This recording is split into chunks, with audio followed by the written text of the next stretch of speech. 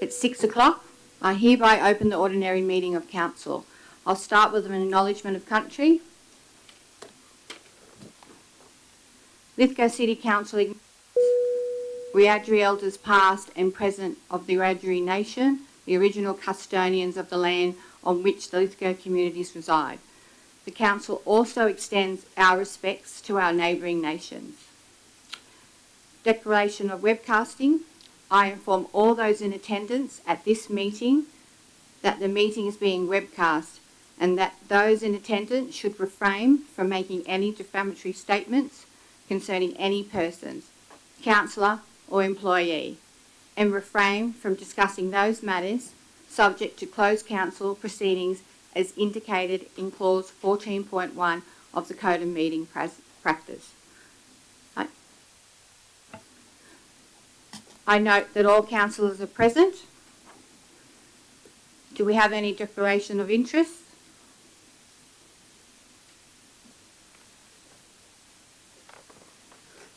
No?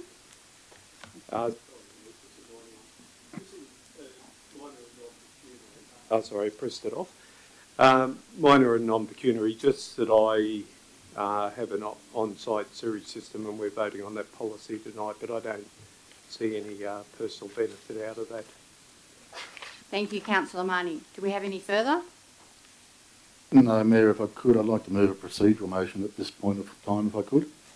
Yep, that's fine.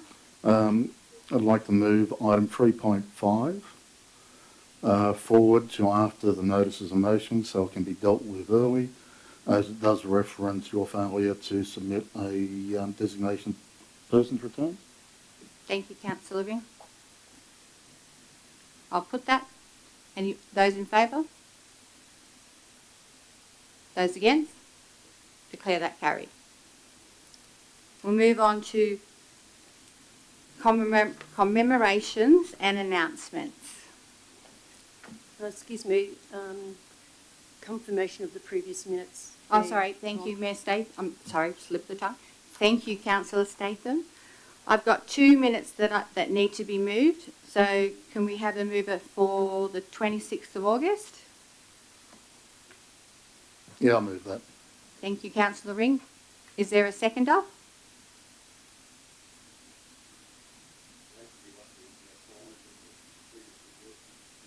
Councillor Goodwin, do we have any discussion? I'll put that. All those in favour? All those against? Declare that carried. We also need the minutes of the 8th of October 2024 moved. Do I have a mover? I have an objection to the minutes. Which one? Yes, I'd rather not discuss it over at the moment, but I think that there's been something omitted that should have been in the minutes are not correct, definitely not correct. They were correct, I believe, via email, but certainly in this business paper, they're incorrect. General Manager? Well, I believe they are. Through you, Mayor Coleman. If you like, we could discuss that, or you could send me an email, and Council could defer endorsing the minutes until that matter is sorted out. That'd be great. Thank you. Doesn't need to be discussed in public. Thank you. So I'll need a deferral motion. I'll move to defer it. Councillor Ring, moving deferral. Councillor Tyson seconding that. Do I have any opposition? Declare that carried. So we'll defer that until the next meeting. Also, with the minutes from the 8th, they got the second of Councillor Goodwin's motion incorrect. They put Councillor Statham. It was actually me that seconded his motion. Could you forward that through to the administration, please, Councillor Frederick, and we can correct that at the same time, and then we'll come to the next meeting. Are you happy to do that? Yeah, that's no problem. Thank you. All right. Moving on. Commemorations and announcements. The Council would like to acknowledge and thank the staff and the volunteers who've organised and worked during the Halloween festival on Saturday. There has been a lot of great positive feedback. I'd also like to express that on behalf of Lithgow City Council, the Mayor expressed sincere sympathy and condolences to families who have lost ones since the last council meeting. Councillor Statham has also forwarded something through commemorating the passing of Stan Williams, who passed away recently, not long after the passing of his beloved wife Nola. Both Stan and Nola were well known and loved active members of the community for a very long time. We'll move on to public forum. General Manager, we've got a list.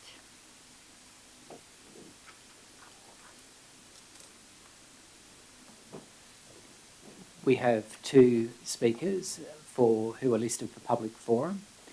First speaker, Chris Darcy, Search Dog Sydney. Is Chris here? If you could step up to the podium, thank you.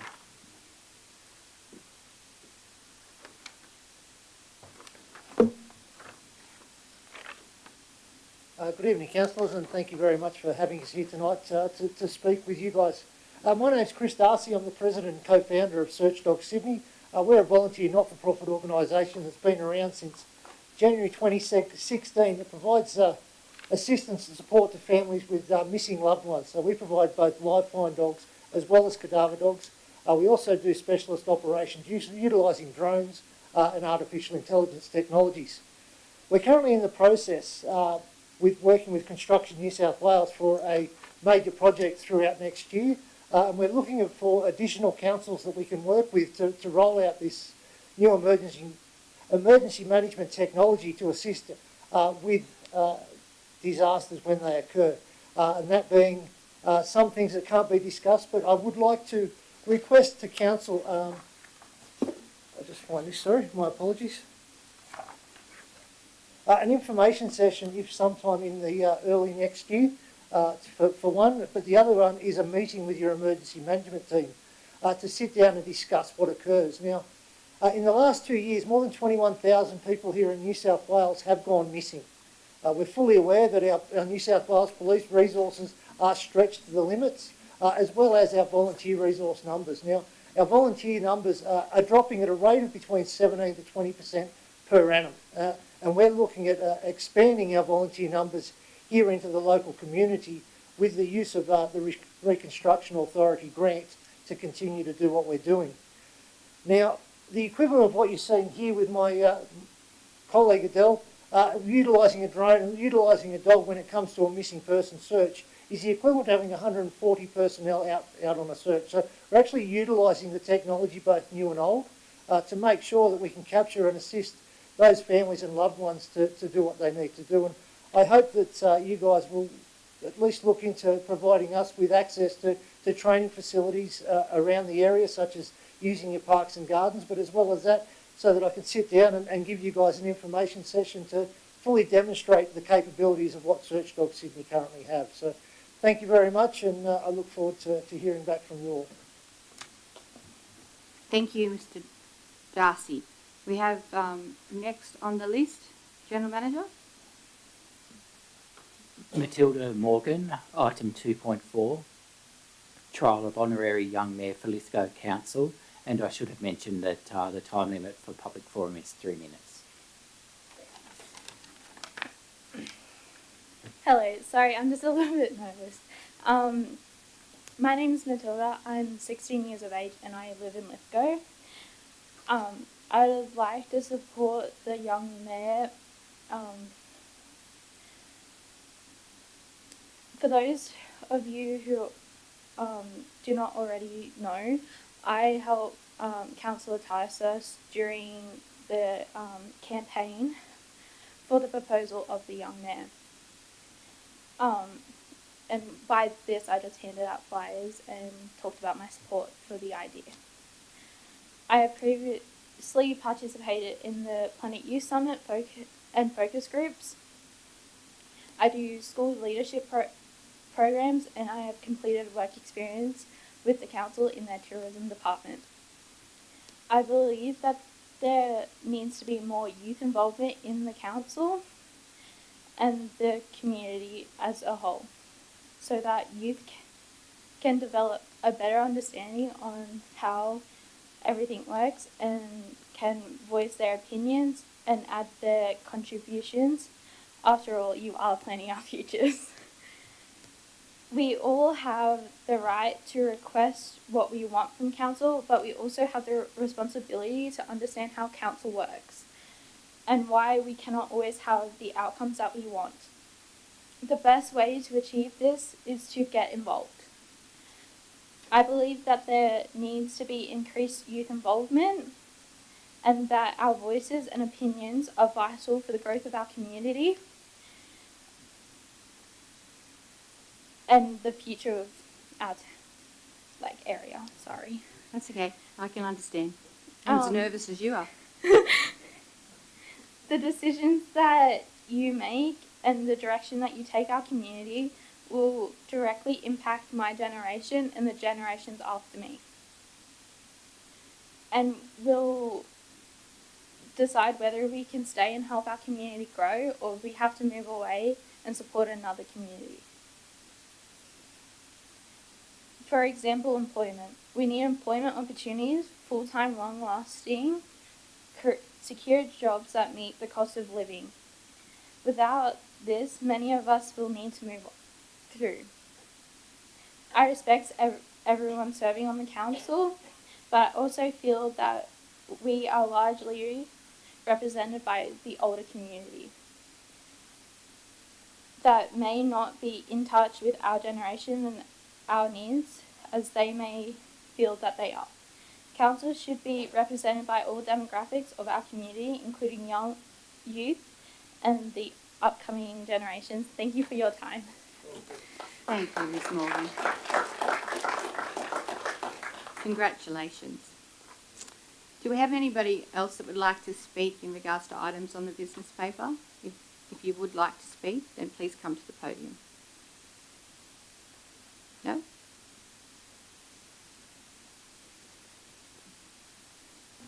Mayor, could I move that a number of items come forward? One is the 2.8 in regards to the research dogs, if we could make a decision on that so they could get away.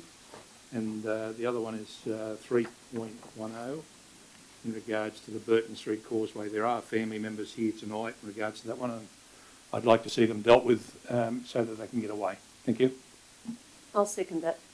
I'll put that. So Councillor Tysus, you're moving that way. Councillor Statham seconding that. Do we have any opposition? I'll put it to you. All those in favour? All those against? Declare that carried.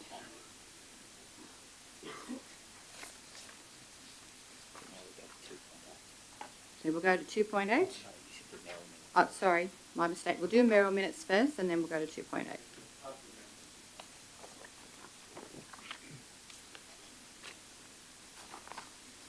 So the first mayoral minute, item 1.1, mayoral minute, ordinary meeting of council start time change. At the extraordinary meeting of council held on the 11th of March 2024, it was resolved to change the commencement time of ordinary meeting at 6 p.m. It is now proposed to change the time of the commencements of ordinary meetings of council from 6 p.m. to 6:30 p.m, effective from the 25th of November 2024 meeting. The procedures for council meetings are defined in the adopted Code of Meeting Practice, which is based on the Office of Local Government's template code. The time at which the meeting commences is a matter for the council to determine. Clause 3.1 of the adopted code currently provides 3.1 ordinary meetings of the council will be held on the following occasions. Council meetings are held on the fourth Monday of the month. The meetings are conducted at the Lithgow City Council Chambers, 180 Mort Street, Lithgow, commencing at 6 p.m. The proposed meeting commencement time of 6:30 p.m. is a compromised position. The proposed start time will benefit councillors with daytime commitments balanced against council's WHS responsibilities to minimise risk to councillors and staff driving home late at night.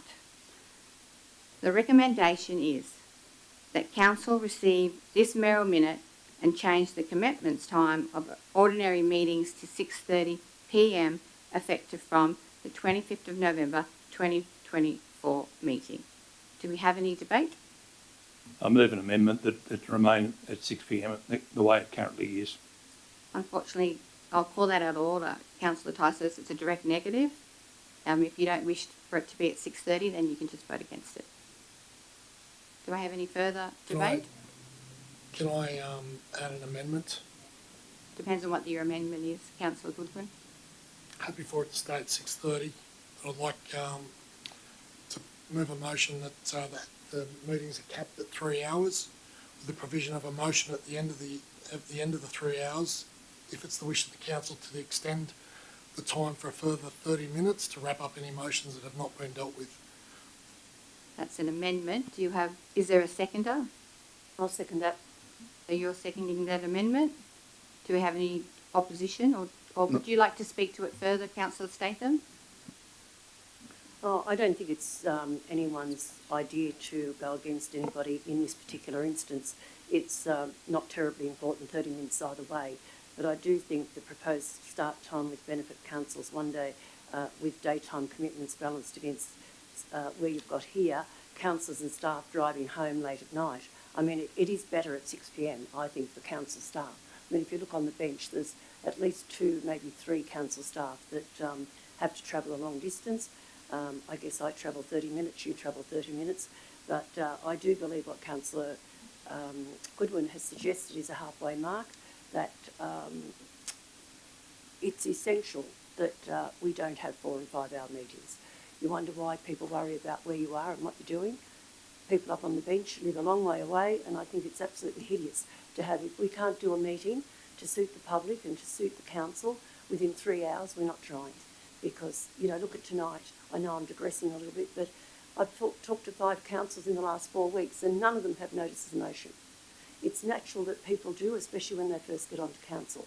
But tonight is going to be taken up with a lot of ideas, not the new councillors, but because they don't know the procedures yet. But I think that some of the councillors that have got some notices of motion in are taking up valuable time where they could come and see the staff during the week. Do we have any opposition? Councillor Ring? Yep. Look, I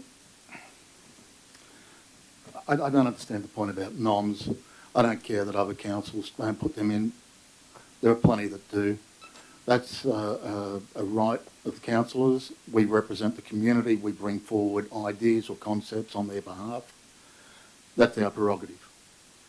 I am concerned about capping meetings at 3 hours. I understand where Councillor Goodwin's coming from. I understand there's work health safety risks. However, if we don't complete the meeting's agenda, we're going to get a backlog of items. Some of those items may be time critical. Are we going to then have additional meetings to compensate? That doesn't bother me. If we have a council meeting every 2 weeks, fine. I don't care. But I would like some answer or clarification on that. General Manager? Through you, Mayor. Yes, we need to find a way. Obviously, I had no forewarning of this amendment, so we'd have to put some thought into that.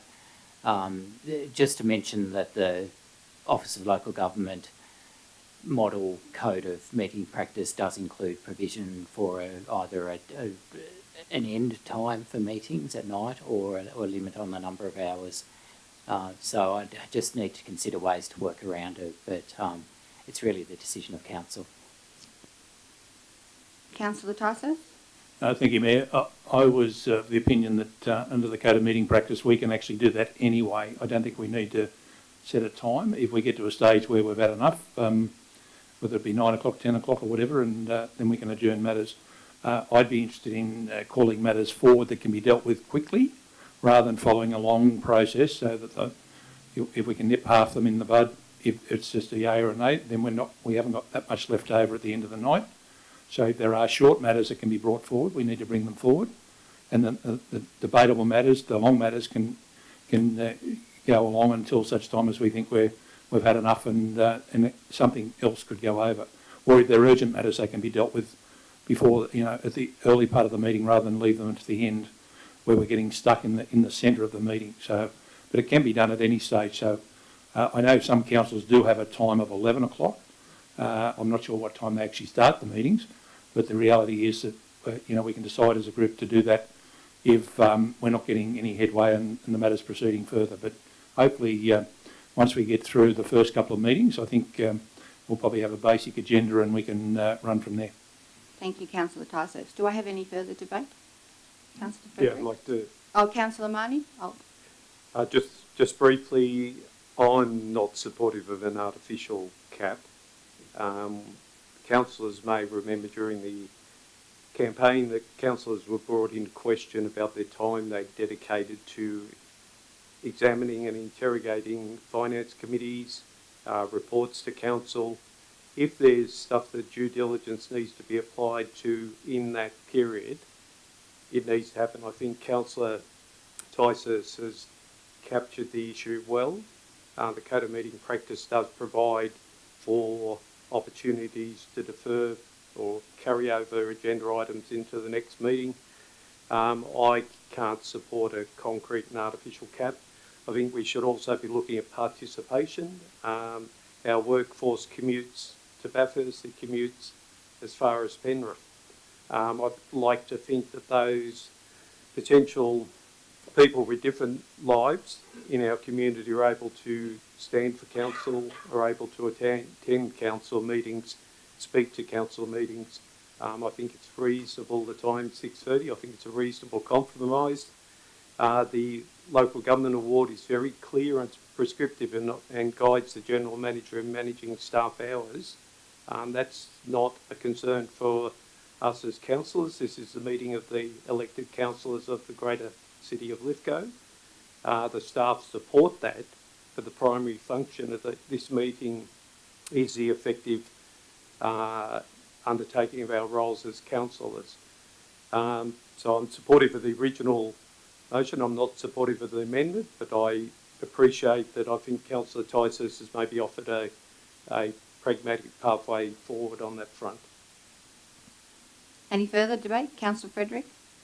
The only thing that concerns me is starting half an hour later means we're finishing half an hour later, so wouldn't that actually increase safety risks for councillors and staff that are leaving an extra half hour later than previously scheduled?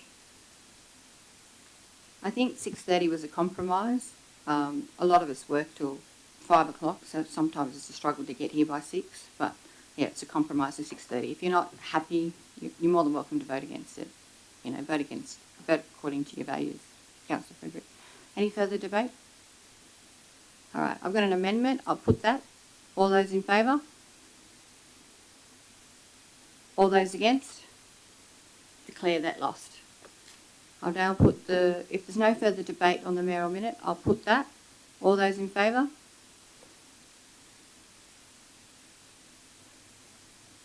I think you need to specify what we're looking at. So it's a 6:30 start. It's a is 6:30 what we're asking start. for. Yeah, so the motion that we're voting on is the recommendation that I read previously, which is that council receive this mayoral minute and change the commencement time of ordinary meeting to 6:30, effective from the 25th of November 2024. So I'll put that. If there's no further debate, I'll put that. All those in favour? All those against? Declare that carried.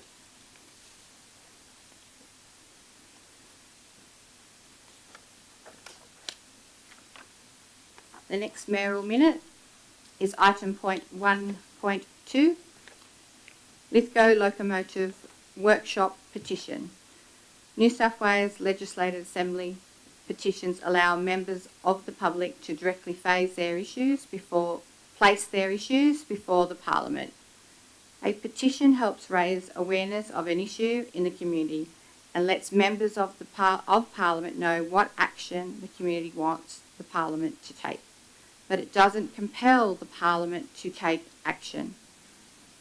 Dr. Michelle Zebots, on behalf of the Lithgow Community Power Project, has submitted a Legislative Assembly e-petition to bring the Lithgow Locomotive Workshop back into active use, to create jobs for Lithgow. This sustainable transport initiative is consistent with the Council's LEAP program.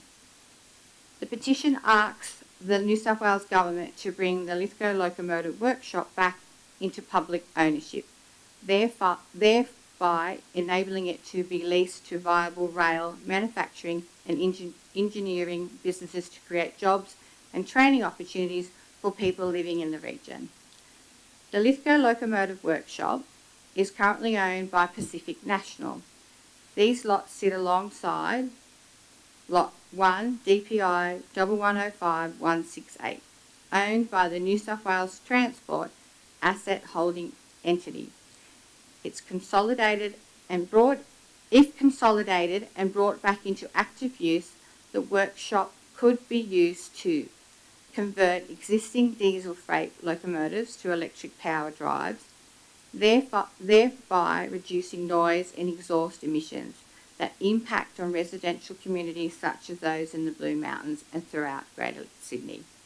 Assemble battery tenders, rail carriages with 4 batteries to support electric rail freight locomotives when travelling on rail alignments that do not have overhead wiring, making the use of excess renewable electricity currently being wasted, and or manufacture zero emissions passenger rail vehicles such as the solar train operating at Byron Bay that was designed and manufactured in Lithgow that could provide visitor services from Lithgow to destinations across New South Wales Central West. This mayoral minute recommends that Council utilise its community networks and social media platforms to support and promote Dr. Seabot's Legislating Assembly petition. The recommendation is that Council utilise its community networks and social media platforms to support and promote Dr. Seabot's Legislative Assembly petition to bring the Lithgow Locomotive Workshop back into active use to create jobs for Lithgow. Is there any debate? I've got a couple of questions. Councillor Goodwin? Yeah, has anyone approached Pacific National to find out their plans for the loco sheds? Pacific National own freight locos that transport freight across the state. They're interested in converting are they interested in converting their locos to electric at their own sheds? Most freight locomotives are owned by private companies such as Pacific National, SSR and QBE. Has any of these companies been approached to take on the reactivation of the loco sheds? As this will be a very expensive endeavour and beyond Council's realm. Has anyone approached New South Wales or Transport New South Wales about the repossession of privately owned loco workshops to see if there's any appetite to do so? The solar train operating Byron Bay is a tourist attraction. It's a bespoke train built in Lithgow by LRW. This company is now managed by a Geelong-based company, and has anyone approached them about doing this work on a large-scale commercial basis? Have they the capacity and the capital to do so? And finally, all these projects sound great, but they require large investments by the government and or private enterprises. Has any of the options been explored for their viability? If these are not explored and not viable, then the sheds will remain closed. So I'm proposing to move it to an information session, if possible, with Pacific National and or Transport New South Wales, and with Dr. Seibot's maybe giving us a little bit more information. So you're moving deferral? I'll move that it go to an information session for more information. Is there a seconder? I'll second that, only because at this moment, can I please ask a question? Sure. Has there been any negotiations that Council are aware of? Has there been any information to say that they want to sell these particular interests? I mean, you know, if there's a house on the market, you go and have a look in the window and see how much they want for it. I've never seen, and I've looked recently, is this for sale? Is Pacific National selling these properties? If so, yes, but why on earth would it be appropriate to do a protest or an inquiry even to government if this hasn't been on the market? Is it on the market? Is it for sale? And why are we doing this before we've had the information session, which is extremely important for our future? I'll refer to the General Manager, who will refer to Mr Edgecombe. He'd like to speak on this topic. I'll speak very briefly. There is ongoing work that the LEAP team is doing with respect to employment land across the region, and that includes several sites. There are detailed information sessions that are scheduled for early November that relate directly to the LEAP and the work that the team are doing on employment lands through the region. And I would suggest that we do have a detailed discussion. I think it's really important that we so that's why they've been scheduled. And unless there are any other questions, yeah, that would be my approach. I have an amendment. Do we have any opposition to the amendment? Councillor Ring? Look, I respect the questions that have been asked, but this is only asking to share a petition through council's Facebook media. I'm not a fan of the concept of electric trains. I know the solar power one up in Byron, that's fine for a tourist train, travels a short distance. And there's talk about hydrogen-fuelled trains. I'm only aware of one country that's got one being trialled. It's a very expensive process. This is asking for a petition to take it to be debated in Parliament. This was a state-owned asset that was sold off. I don't know that the government would have the money or commit the money to purchasing it. But it doesn't hurt to get it on the table and get the discussion going. I know Regional New South Wales are very supportive of this, the staff that I've spoken to. This is just getting it into Parliament to get a discussion going. I think it's worth having. Do we have any further debate? Councillor Marnie? Just to reiterate what Councillor Ring has spoken to, but to support some of the comments from Councillor Goodwin, I think an information session would be useful for the councillors, and I think having that opportunity to look at this from a few different perspectives, I think it brings some of the LEAP initiatives back in front of the councillor group, and so there's greater visibility of that. I agree that there's opportunities that exist offshore with this as well. There's a number of countries that are looking at using renewables, whether they're looking at modular storage batteries, whether they're looking at converting diesel freight or diesel passenger trains. There may well be significant opportunities to Lithgow. I think what these community people who are advocating for this to go forward are wanting to explore the possibilities rather than us declare the limitations here tonight. I think it's important that Lithgow's an opportunity-based thinking style, not a constraint-based thinking style. Yes, Councillor Ring rightly points out the state government may have the appetite but not the money, but let's have an opportunity to have that conversation and see whether one of the lasting industries in Lithgow, which is rooted at its beginning, will certainly be part of its future. Rail transport won't be coming to an end in New South Wales. So if this is part of the future-facing industries, at least let's have those conversations rather than us as a council close that conversation down tonight in a 5-minute session. Thank you, Councillor Marnie. Councillor Evangelides? Well said. I've been to an information session on this. We had one in the community, so yeah, I think there were 200 plus people. They're not actually asking us to pay for anything. They're not asking us to buy anything. All they're asking is really our support.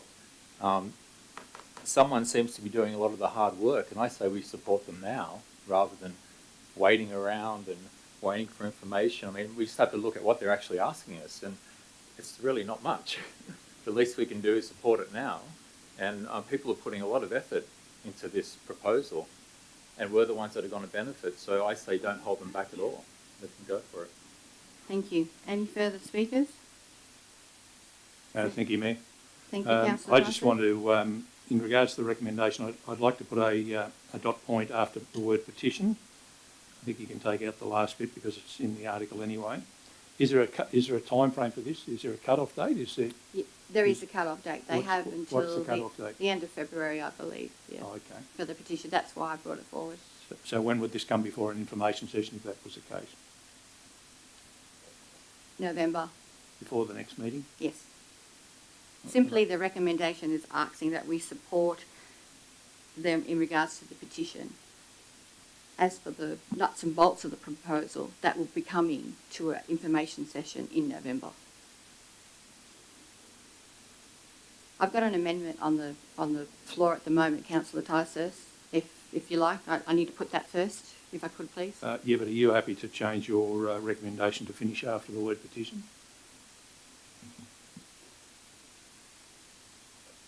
Well, I'll do the amendment first, and then we'll come back to the original motion. If the amendment gets up, then the amendment gets up, and this is lost anyway. So I've got an amendment on the floor. So if there's no further debate on the amendment, I'll put that. All those in favour? All those against? Declare that lost. We'll come back to the original recommendation. So Councillor Tysus, we'll come back to what your suggestion was. Yes, Mary, you're happy to have the finish after the word petition, so that all council is doing is supporting and promoting the petition through social media and the community network. So, and no doubt if you give them the date when it's got to be done, I understand the online petitions are just something where they just put their name in and it goes onto a petition sheet in regards to for the Parliament to look at. So yes, I'm happy with that. I'm happy to change the recommendation. So, did the secretaries get that? Can we have that up on the screen? Can you, Councillor Tyson, could you just repeat where you needed that? There's just a full stop after the word petition on the second line. And then take out to bring the Lithgow Locomotive Workshop back into active use to create jobs. Remove that last part. So it's all about the petition. Yep. So if you're happy with that. Any further debate on that particular recommendation? No? I'll put that. All those in favour? All those against? Declare that carried.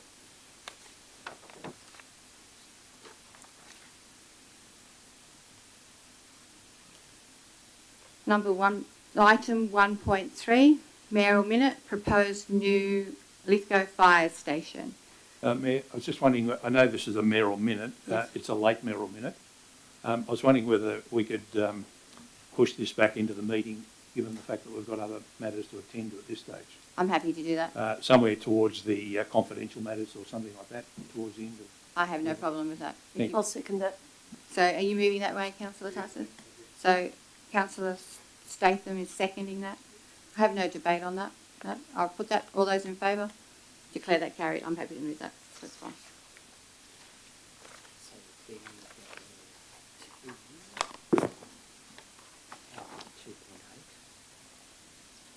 So we'll go to item 2.8.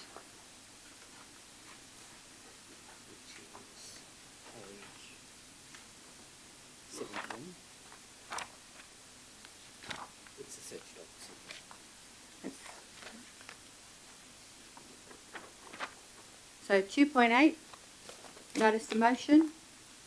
Councillor Fredericks, Search of Dogs, Sydney. Councillor Fredericks. And is there a seconder? Yes, there is also that. Thank you, Councillor Tyson. Right. Search Dog Sydney is a unique non-government organisation equipped to undertake specialised searches for missing persons utilising their highly trained human remains detection dogs, formerly cadaver dogs, in conjunction with their state-of-the-art artificial intelligence software attached to their specialist drone capability. This dedicated team of specialists receive zero government funding and are reliant on the generosity of the community to finance their operations. Search Dog Sydney are having an open day mid-November. I am hoping to attend on behalf of Lithgow City Council to hopefully find an avenue to assist SDS, whether it's to provide council land for training with or without our volunteered and paid emergency services, or to possibly find a way to advocate for them. SDS could be a beneficial avenue for our LGA, with so many in the community wanting to open the LGA up for tourism, which in our topography will probably result in missing or lost bushwalkers or campers. We know we are lacking in emergency services, volunteer and paid positions, and this may give us a proactive opportunity to lessen potential fatalities. My recommendation is that I and any other councillors interested are to attend the open day and see what is available for us to aid them on the 23rd of November. Thank you, Councillor Fredericks. Councillor Tyson? Thank you, Mayor. I'm quite happy to second that, and I just note the presentation that was provided to the council and councillors tonight, so I'm pleased to support the recommendation. Thank you, Councillor Tyson. Do I have any further debate? Councillor Goodwin. Just two amendments that I'd like to make, or two dot points afterwards, if it's okay with the mover, is that anyone who wishes to attend, it's going to be at no cost to council, and that anybody who can't attend, that Councillor Fredericks bring back a report to the council. Is there a seconder? Definitely, I'll second that, thank you. Councillor Statham, would you like to speak to your amendment, Councillor Goodwin, or have you already spoken to it? Mayor Statham, it's a long meeting. Mayor Coleman, Councillor Goodwin did originally ask Councillor Fredericks if she'd accept them as additional Okay, points. would you like to accept those? I'm more than happy to accept those. Okay, so we'll roll that into your notice of motion. Councillor Tysos, you're happy to, so we'll roll that straight in? I have an additional point that I'd like. All right, hang on. So you're happy to accept that? First mover and seconder has happy to accept that. That's rolled Yes. into one. Okay, Councillor Ring.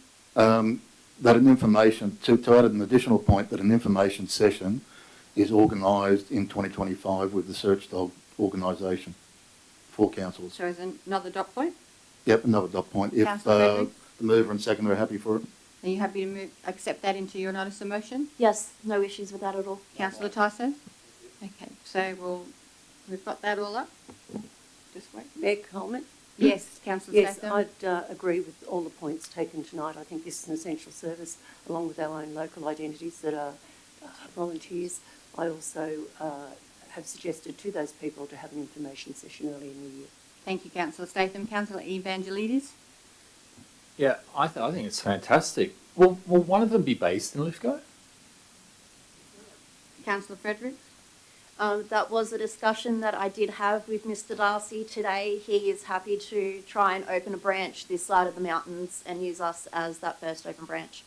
Yeah, I mean, if the branch could open up in Lithgow, I think it's absolutely fantastic, and it's a great initiative. And I agree. I think it could turn into a tourist sort of thing. So well done.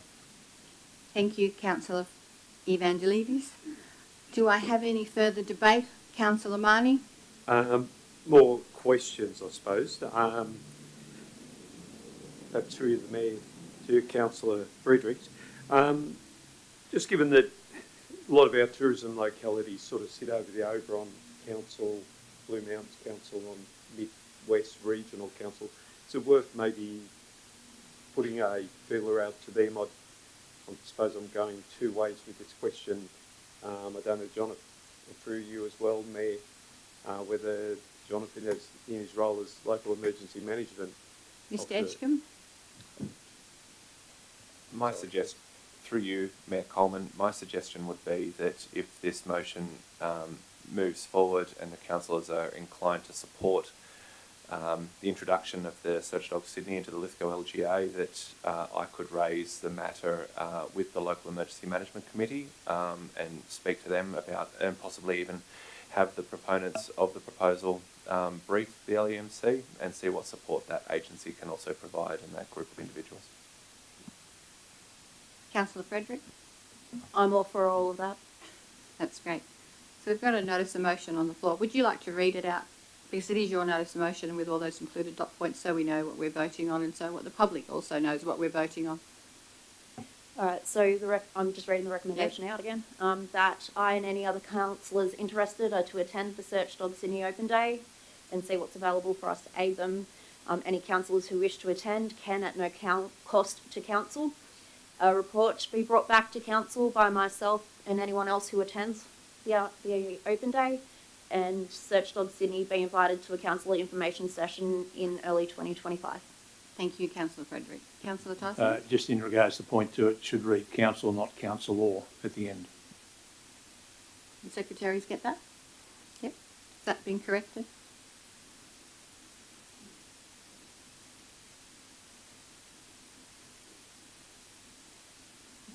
Councillor Tyson, can you see that? Right. So we've got a motion on the floor. I'll put it to you. All those in favour? All those against? Declare that carried.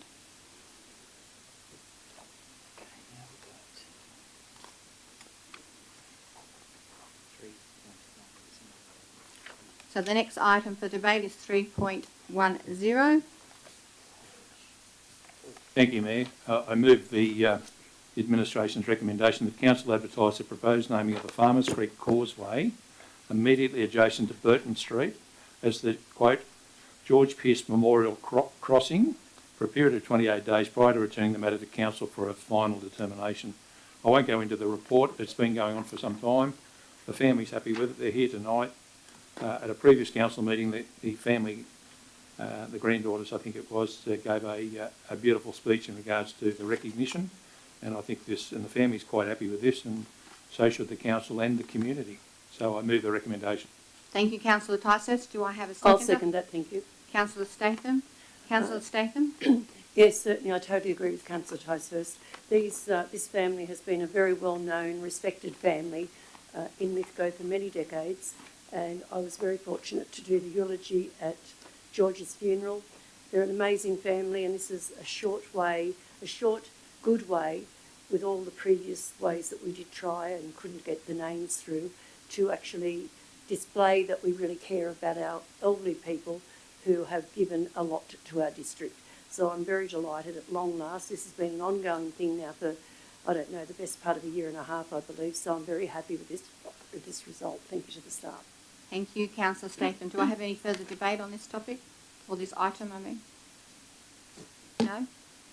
Right. I'll put the recommendation to the council. All those in favour? All those against? Declare that carried. We go back to notice of motions. 2.1, notice of motion. Councillor Evangelides, Energy from Waste, Infrastructure Plan 2041. Councillor Evangelides, is there a seconder? I'm happy to second it. Oh, Councillor Fredericks? Okay. Councillor? Okay, cool. So, next year there will be a policy review by the state government in the first quarter of 2025. I'll be campaigning to remove our region from the incineration plan that was decided by the previous state government. Now, to anyone that says there's nothing on our table, it may not be on our table yet, but it's certainly on the state government's table and the table of the waste industry. Last year, the WMRR,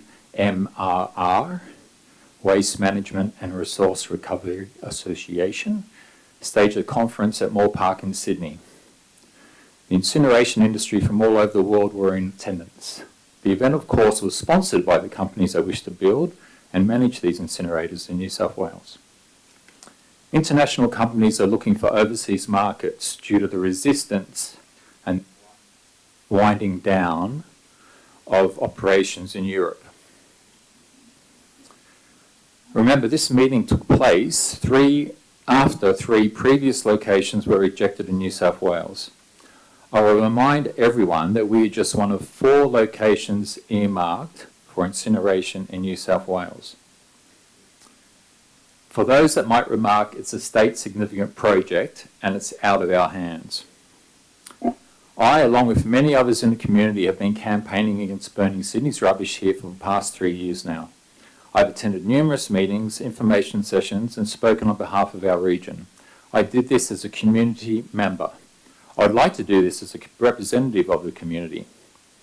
The first point on EPA's own charter is we place the people at the centre of our thinking. So to suggest the council and community sentiment is not considered is incorrect, and history has shown this. Opposition from Randwick and Bayside councils helped stop Sydney's Matraville incinerator proposal. Blacktown and Penrith Council also successfully opposed the Western Sydney incinerator. It seems that Sydney doesn't want to burn its own rubbish. I am seeking for our council to adopt a similar negative position and a stance on waste incineration. Currently, the state is under the impression that the Lithgow region is in full support of burning Sydney's rubbish. There's not one councillor sitting here today that entertained or showed support for waste incineration during their recent election campaign, and that was for good reason. Richmond Valley Council, one of 4 other areas chosen, has confirmed, and this is taken from their website, that it has no commitment to supporting the building of an energy to waste facility. All I want is exactly the same from our council. Think of it as like saying no to drugs. You don't need to have the drugs in front of you to know they're not good. You just hang a sign on the door and say no thank you. I hope all the councillors understand our need for growth should not come from the projects others reject. Nothing good comes out of being desperate. You will never get a good deal if you're desperate. I really want to move past this topic. We have so many more challenges that need to be addressed and worked on. So please give the community the commitment that we have listened, and we will send a clear message. If it's not good enough for Sydney, it's not good enough for Lithgow. Thank you.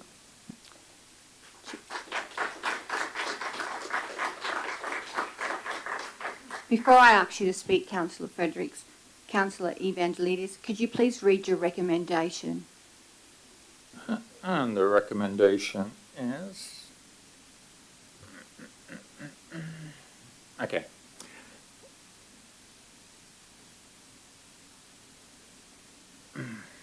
Sorry, I was got a... Okay. If I may assist, Mayor, I think the recommendation is that Lithgow City Council opposes an energy from waste facility within our local government area and writes to the New South Wales Government requesting that the West Lithgow precinct from the energy from waste infrastructure plan is removed. I'm going to ask, if I may, ask the councillor if it could stop after the local government area with a full stop. I don't think we need to write to the local government and tell them what we're doing. I think we just need to say, that's it. If he's happy with that recommendation. Councillor Evangelidis? I'm happy. Thank you. Councillor Frederick, you did second this, so you need the opportunity to speak. Look, I'm pretty sure everyone in the area will, well, most people in the area will agree. If it was burning our own waste, it'd be one thing. But having to transport Sydney's waste up here, come on. If it's not good enough for their area, it's definitely not good enough for ours. Thank you, Councillor Frederick. Do I have any further debate? Councillor Ring? Yep.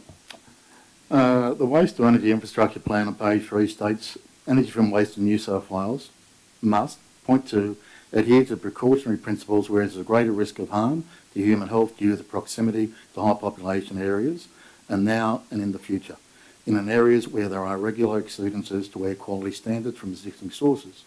There's additional commentary along these lines, also on page 4. There's a lot of research on this. There are government reports that I've looked at. The information is not necessarily clear. There's new technology currently out. This is the same for every other type of renewable energy being put out. However, the problem for me is that waste to energy covers more than burning waste to generate electricity. By accepting the current recommendation, we as a council are refusing to consider a raft of new technologies that could translate to new industries in the future. Waste can, through a process of gasification, produce, amongst other things, aviation fuel. Council's proposed to mine gases. This council has proposed, and it's coming back to an information session, to mine gases in our waste facilities, and I think that's for carbon credits and burning. That is part of waste to energy. That would be excluded. At the present moment, the government has de-gazetted the map for the West Lithgow precinct, and I do agree with Councillor Evangelidis that regardless of whether or not that there will possibly in the future be proposals brought here, they may or may not, but anything that is brought here has to be determined and evaluated by council in accordance with section 4.15 of the Environmental Protection and Assessment Act, which is very specific in what has to be considered. Now, although there are no proposals at this point in time for waste to energy, there are, however, 3 proposals for large-scale batteries, wind and solar farms and pumped hydro. And there is opposition within the broader community to some of these. I find it interesting that previous government is now opposed to some of the wind farms and solar farms and agricultural lands, yet were the architects of the policy for waste incineration. Why are the companies interested in Lithgow? Well, the basic reason is we have the existing high power transmission lines. But as a council, we have not debated or explored all of these technologies and the potential impacts on our community, and whether or not these risks are unacceptable or if there are mitigating risks. In 2020, I did not support a blanket ban on this technology because of the lack of information available to councillors to make an informed decision. I would like to propose the following amendment. The staff have my amendment, I emailed it through. That the administration prepare workshops on existing and emerging energy production technologies, that the workshops will provide factual information on the positive and negative aspects of each technology and the potential risks to the broader Lithgow community. Is there a seconder? Yeah, I'll second that. Councillor Goodwin? Now- Councillor Ring, are you going to speak to Yeah, the I'd amendment? like to speak to it. I think we've got a lot of issues coming up in the next few months. There's major opposition in Oberon to wind farms. If we keep saying no to everything, we're going to have nothing. In order to move forward and make informed decisions, we need information. Once we have the information, if it's not satisfactory, I have no problem with this coming back. But we don't want to close off industries that don't involve incineration. We need to be open-minded and look at technology. I'm not a great fan of wind farms or solar for a lot of reasons. And people keep telling me, oh, technology is always changing. Well, it's changing with everything. And we are significantly behind in some areas than other countries.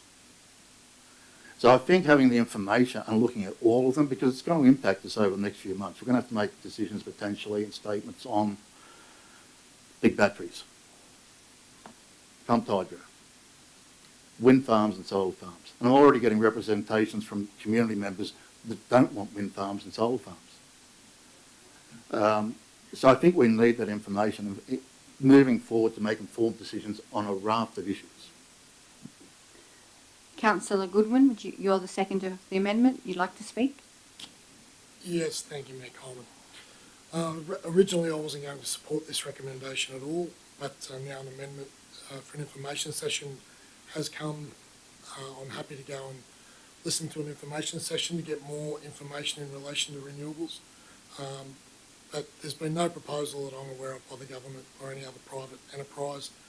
Motions like this just close the door on any proposed negotiations with the government or private enterprise that may favour the community if industry such as this is proposed for the area, such as road upgrades and stuff like that. So, but I'm happy to go to an information session. Do I have any further debate on the amendment? Councillor Marnie? I thank Councillor Ring for his considered commentary there, and I think you have identified a central weakness in the waste energy plan. Part of the problem with it was all-encompassing, regardless of merit, and it was not delivered to communities through a consultative process. So we arrived with the previous government delivering warmed up leftovers that Western Sydney wouldn't have a bar of. Eastern Creek, close to the high voltage power lines, close to the waste source, said no, it's too high a risk. A significantly more appropriate and educated technical body, the New South Wales Department of Health, spoke extensively to the risks to the people of Western Sydney. However, for the regional people of New South Wales, this just showed the disconnect between the state government of regional New South Wales and its aspirations. His aspirations wasn't burning Sydney's red bin rubbish. So what we have is you get a singular catch-all which all waste to energy proposals are captured in that. That's the problem. I actually think they've got to bin the plan and start again and start with merit-based proposals going into regions that want to have that conversation. This is one of the most one-sided and power, the differential in power in the conversation is huge in this. The community were not involved. I note the motion that went through the previous council that the New South Wales Government be requested to deliver an extensive community consultation and engagement process around energy from waste. Has anyone heard it? I haven't even seen a paragraph about it.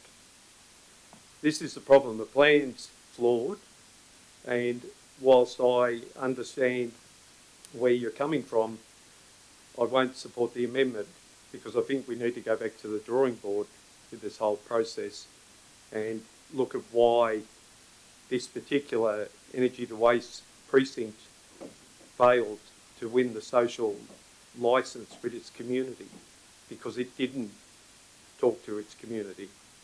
And so, unfortunately, I can't support you on this occasion. Councillor Tysos? Sorry, and then Councillor Frederick. Councillor Frederick?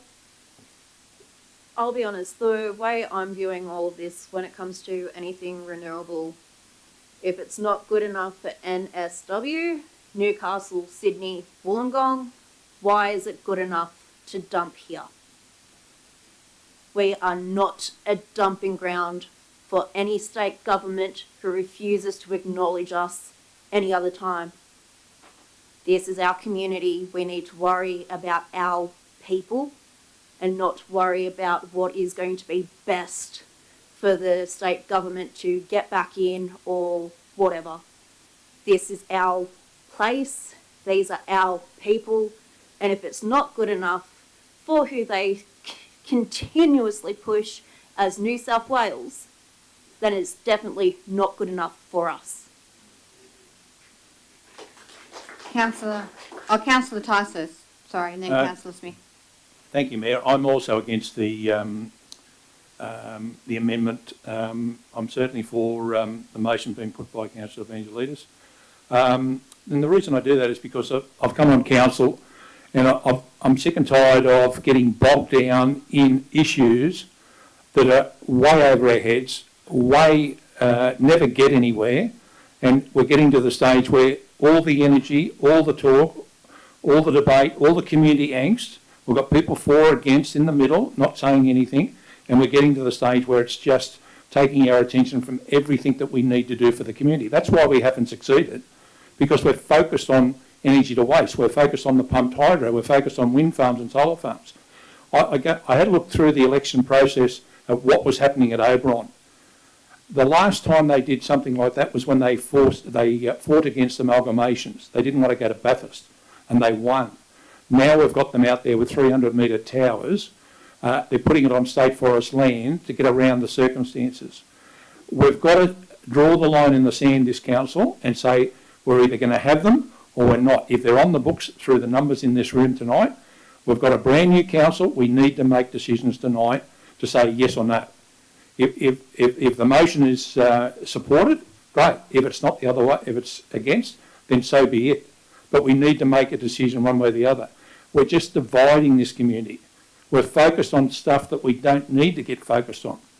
From where I'm sitting, have a look at the nuclear that's come up. 1 minute you're getting a poll and you're getting a phone call about a poll for the elections about nuclear, and then a month later the Nationals come out with something to say that they're going to put in at Mount Piper. So it's clearly political. We don't need to get into all that sort of nonsense. But that's going to divide the community. Yes or no, we're going to focus on the nuclear for the next 10 years and not focus on the roads rates and rubbish and getting everything fixed for what we need to do. So I'm quite happy to support this, get it off the books, tell everybody we don't want it, and then as the others come up, we'll do the same thing. But if the vote is that we do support it, so be it. The council has to support it. But we need to make a decision. We're first up meeting out of an election, make a decision, one way or the other. And that's why I said the dot point straight after, finish it. We're either for it or against it. That'll be the majority vote here tonight. So I ask the councillors to certainly vote against this one. This is not something we want. You're not going to get us through the Blue Mountains anyway. How in the hell are you going to get rubbish from the Blue Mountains over by train or truck? The Blue Mountains will put everything up on the other end. And have a look at the log jam of the traffic. We don't need a new highway. We don't need all that going up Mount Big Pass and all that sort of stuff. The trains are not going to bring it here. It's just not going to happen. Get it off the books, make a decision, and then we can move on with the other ones as well. Thank you, Councillor Tysos. Councillor Smith? I agree totally with what Martin has said. We have found in the Councillor past Tyson. where we've had these meetings or try to get meetings through council on various other issues, which people probably know what it is. And they've failed to do these so-called information meetings and failed to do these things. We've actually organised our own meetings and done it. So I certainly won't be supporting something that wasn't supported by us initially. And I do read here in this council comment, management comment, about how if these projects, if this waste, energy for waste goes ahead, the government, they would be looking at dedicated mechanisms for government providing investment attraction to support enterprises if these sort of things go ahead. Now, this is another issue. I don't think this should be just because we accept a waste burner or we accept a hydro or we accept anything. We should be looking at these things regardless. But I certainly won't be supporting information centres. I'm totally against waste for burning, and I agree with the initial motion. Thank you. We've got Councillor Statham, you'd like to speak against thank you. for or against the amendment? I'm just going to add a couple of items that Councillor Ticehurst has addressed, which I totally agree with. There are some issues tonight from everybody that's had a turn at their opinion, and I agree with Councillor Ticehurst one thing. We need to move ahead. We don't want to drown. Now, I am not a fan of burning waste. I'm not a fan of pumped hydro, and I'm definitely not a fan of wind farms. I think it's a disgrace. I've lived on the land all my life, and to have people come now to my door crying because they're going to have a wind farm down through Taranara, it's pathetic. But at some stage, whether we like it or not, I do not want Lithgow to go under. I do not want to miss an opportunity that could give us growth and prosperity into the future. I don't have children here, I don't have grandchildren here, but my goodness me, the people in the audience, have you got a job for the next 10 or 20 years? We need to have growth. I don't want the wind farms here, I don't want the hydro. I don't mind the hydro, but I do not want wind farms and I don't want waste. But if we don't start saying yes for something, you people will lose your jobs. Are you ready to retire? Real estate, I've spoken to 3 real estates in the last 2 days. It will go down. We have to provide something for the future that's going to give us money in the bank and stability and security. I'm going to vote against it. I don't want to vote against it. But if we vote against everything, we will not have a Councillor future. Statham, you need to address the chair. I will, for sure. If we do not have something saying yes, yes, yes, look what happened to the jail. Broke up many beautiful family friendships. Look what happened to Mount Piper. Broke up thousands of people's friendships from miles around, including Bathurst. At some stage, we have to have integrity and not views that can be replaced. We need to start thinking outside the box or we are never going to get ahead. We'll always be the old town of Lithgow, smoky coal. We know it's not anymore. But now the jail has put millions and millions and millions of dollars into our pockets, to the jail, to the state and to Lithgow. I've gone around and asked for people, what did you get out of the jail? This is a month ago. I'm astounded. Councillor, if I can ask you to wrap up, please. No, you can't. The 3-minute bell, it's 5 minutes. I haven't been speaking. Point of order, relevance. We're talking about energy, we're not talking about prisons. Yeah. So I'm just saying, Councillor Ring, there was... Order, point of order, the Mayor has to No determine. worries at all. I've spoken. Thank you. Thank you. We'll move on. You've got an amendment on the floor. Generally don't give a right of reply to amendments, but I think in this case, I think it's necessary. So, Councillor Ring, I will allow a right of reply for you, unless someone objects to it. I'd object to it. Okay, I'm sorry, then I can't give you a right of reply. I was going to ask just to clarify one point that Councillor Ticehurst was referring to, if I may. Councillor Ticehurst, are you happy? No? I'm sorry. Code of Media Practice doesn't allow for amendments to have No, right that's of fine. replies. So, I will put the amendment. All those in favour? All those against? Declare that lost. We go back to Councillor Angelita. This notice the motion. Would you like to speak any further? Would anybody like to speak on this debate? Yes, or I just put it? And I'll just put the motion. All right. I'm quite happy to speak. I thought he was going to Are you speak. going to speak again? You have got a right to reply, but I haven't gone there yet. Councillor Ticehurst? Thank you. I just wanted to pick up on what Councillor Statham said in regards to it. I believe that if we put these things off the books then some other things, you're talking big things, will come our way. Because who knows, if these things are on the books, energy to waste, nuclear, all that sort of stuff, what is holding those other people back by seeing those things on the books in the Lithgow LGA? They see them, they think about it. Am I going to get staff? Am I going to get employees to come to a place where there's a proposed nuclear plant, where there's a hydro, pumped hydro, where there's wind farms? Who's going to come up into the property values are just see you later? And that's what they're whinging about it quite rightly down at Oberon. So if we do take them off the books, the opposite effect should be that this is fantastic, let's get up here. We've become a completely new town. All the things that are already there, the jail, the power station, are already there. People accept those. They're not the things that are going to hold the town back. The jobs will come if we get rid of, these things off our books. So that's the reason for that. Thank you, Councillor Tyson. Is there any further debate before I give Councillor Angelides his right of reply? Councillor. Councillor Marnie. Again, I'll just speak briefly. I won't reiterate some of the statements I made earlier on. However, I think that part of the challenge to us also is that our communities want us to look at our waste minimisation processes. Because at the end of the day, the options with landfill are not a sustainable pathway if we continue down there. I accept that. I think sometimes there's an either-or conversation that goes on, but certainly we need to be addressing the pathway of waste creation and diversion.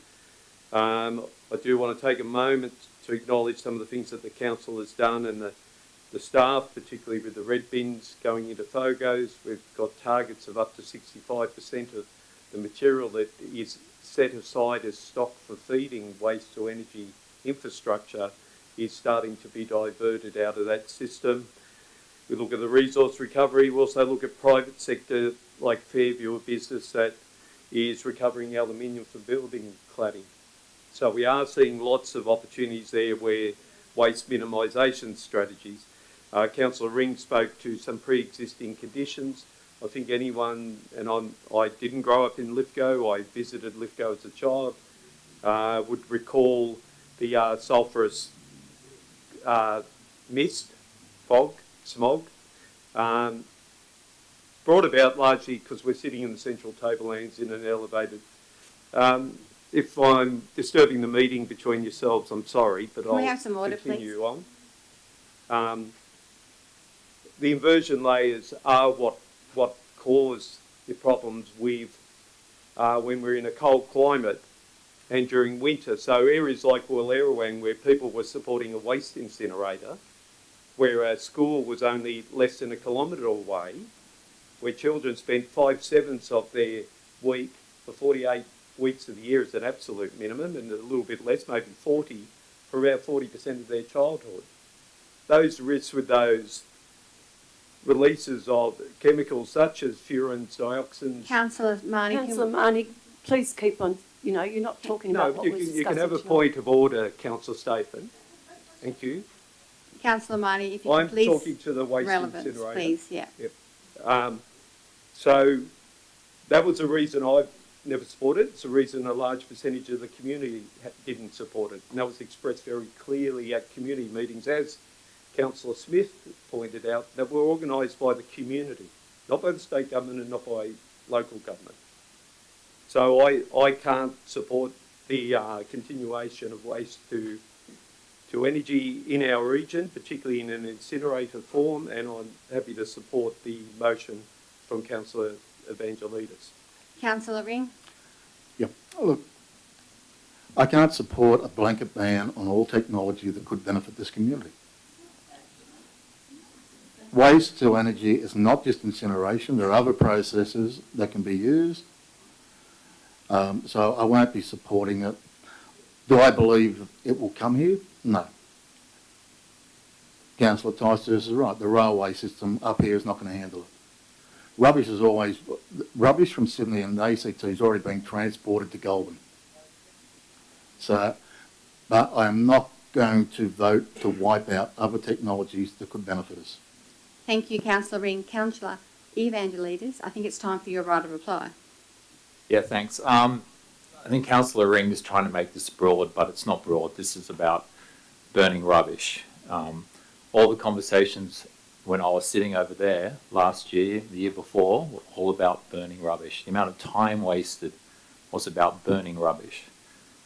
This is what this is about. I wouldn't be sitting here if the community wanted to burn Sydney's rubbish. I made it so clear in my campaign.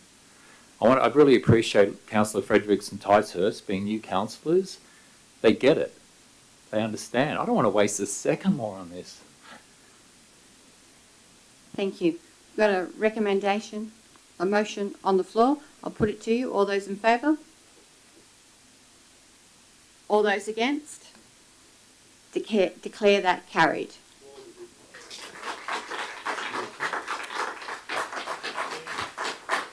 I have a division. Yeah, I have a division. So all those in favour, please raise your hand. Councillor Statham, Councillor Evangelidis, Councillor Smith, Councillor Marnie, Councillor Fredericks, Councillor Ticehurst. Those against, please raise your hand. Councillor Goodwin, Councillor Ring. The motion's been carried. Thank you. Mayor, could I move a suspension of standing orders to also move a recommendation that the Lithgow City Council opposes any pumped hydro project facilities within our local government area. I'm happy for you to bring that as a notice of motion, Councillor Tyson. No, I'm asking to suspend standing orders, Oh, okay, sorry. which can occur on the vote of the council to suspend standing orders so that we can do a similar motion in regards to the pumped hydro. There's an elephant in the room.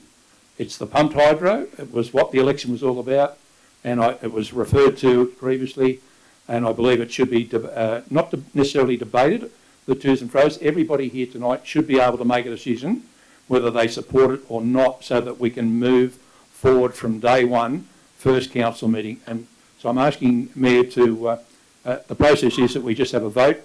If the majority votes to suspend standing orders so that I can move that recommendation. With respect, Mayor Coleman, under the Code of Meeting Practice, once the motion is moved, the only person who can debate it or talk to it is Councillor Ticehurst.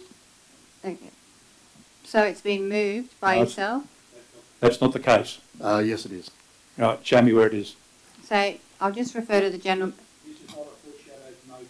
No, this is... You're Talking about foreshadowed motions. So I'll just refer to the General Manager if I could, please. Thank you, Councillor Tyson. Can I please ask a question? I'll just let me deal with this first, please. All right, thank you.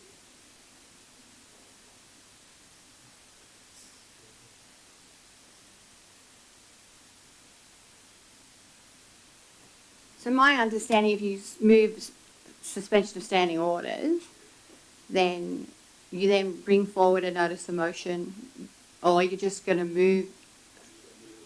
You're going to move the recommendation at the same time. Okay.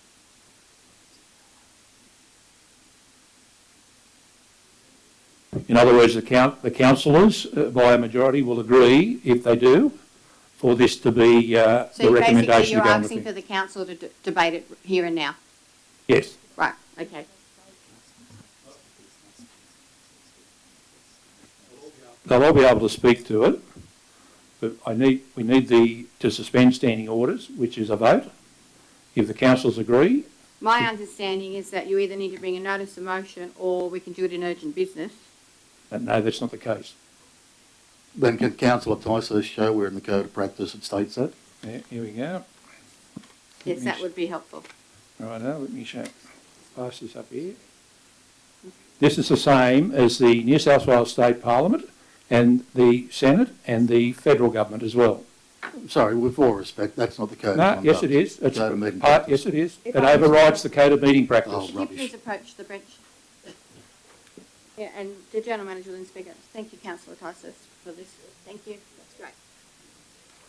Overrides the Code of Meeting Practice. Through you, Mayor. Referring to the Code of Meeting Practice, Clause 9.3. So usually notice needs to be given of business that can be dealt with at a council meeting. However, business may be considered at a meeting of the council, even though due notice has not been given, if a motion is passed to have the business considered at the meeting, and the business is considered to be ruled by the chairperson to be of great urgency. So this is the same clause that's used for business of great urgency. So it has two parts. It has to be ruled as urgent by the mayor, and then council has to pass a motion to consider it at the meeting. Yeah, so I don't consider this urgent, Councillor Tyson. I object to that because I'm suspending standing orders. If the council has agreed to suspend standing orders, then the code of meeting practice does not apply, So if I put and we debate the matter. all right, so if I put that to the council that you wish to suspend standing orders, then it Yes. goes on the vote. Right, now I understand. Okay. So in other words, if it's five of the 9 agree for it to be Debated here that and we now. can suspend the code of meeting practice, then I can put the recommendation. If they disagree, Then we move. then we move Go on. back to the agenda. Okay, all right. Now I understand. I'm going to put a motion that we move to suspend standing orders in order for the recommendation that Councillor Tyson is putting forward. So all those in favour to suspend standing orders? 4. Those against?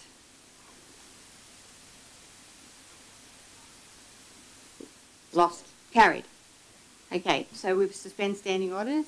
Thank you, Mayor. Thank you, councillors. I move a recommendation that the Lithgow City Council opposes any pumped hydro project facilities within our local government area. And a seconder? I will second that. Thank you, Councillor Frederick. Councillor Tyson, you listen to speak? Thank you, Mayor. Thank you, councillors, as well. The reality is this is the elephant in the room. This should have been on the agenda tonight. This should have been a report to come back.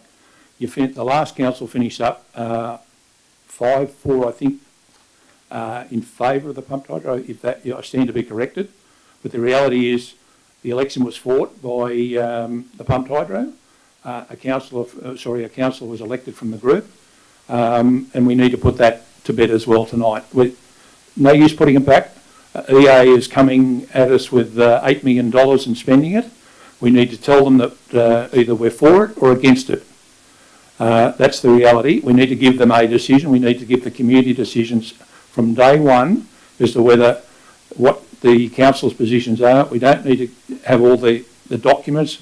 We've had all that, as Councillor Evangelidi said. We've had all the documents. We've had all the debate. It's finished. We need to make a decision one way or the other. We need to give them a vote out of 9 where the council stands in regards to pumped hydro. And this is the same sort of thing. And this is the one that we need. It's an elephant in the room. We've got to get rid of it tonight. Don't delay it. You all know about it. You need to make a decision. You're all civic leaders. You're all informed. Make a decision tonight whether you support it or not. Thank you. Thank you, Councillor Tyson. Before Councillor Frederick goes forward, the General Manager would like to speak.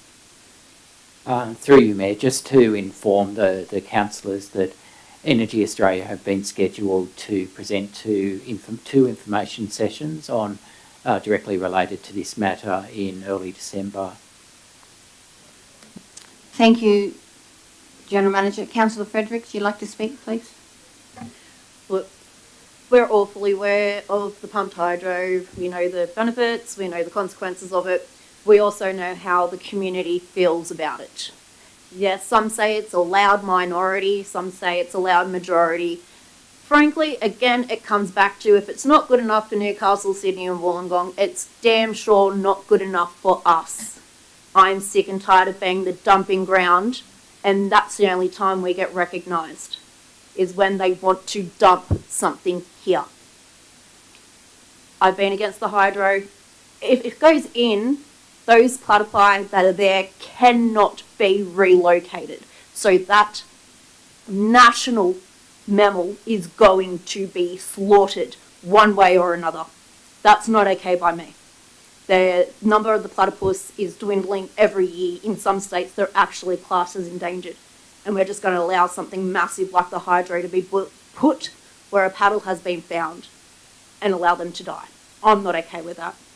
And I'm sick and tired of having big companies push money at us saying, Let us do it and you get this. I'm done with it. Don't try and buy us.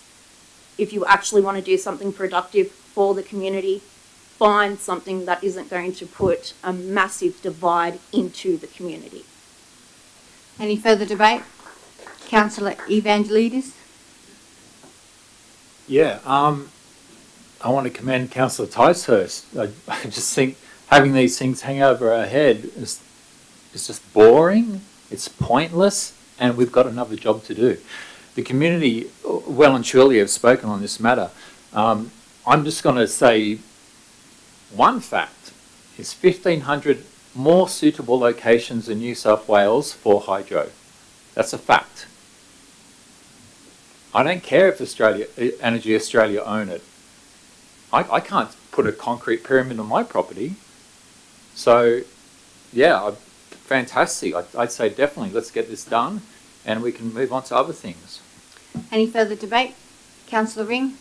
Well, if you want to talk about the elephant, you can talk about at least 4 councillors in this room who were partially funded by a third-party campaigner on this basis. Councillor Ring, please.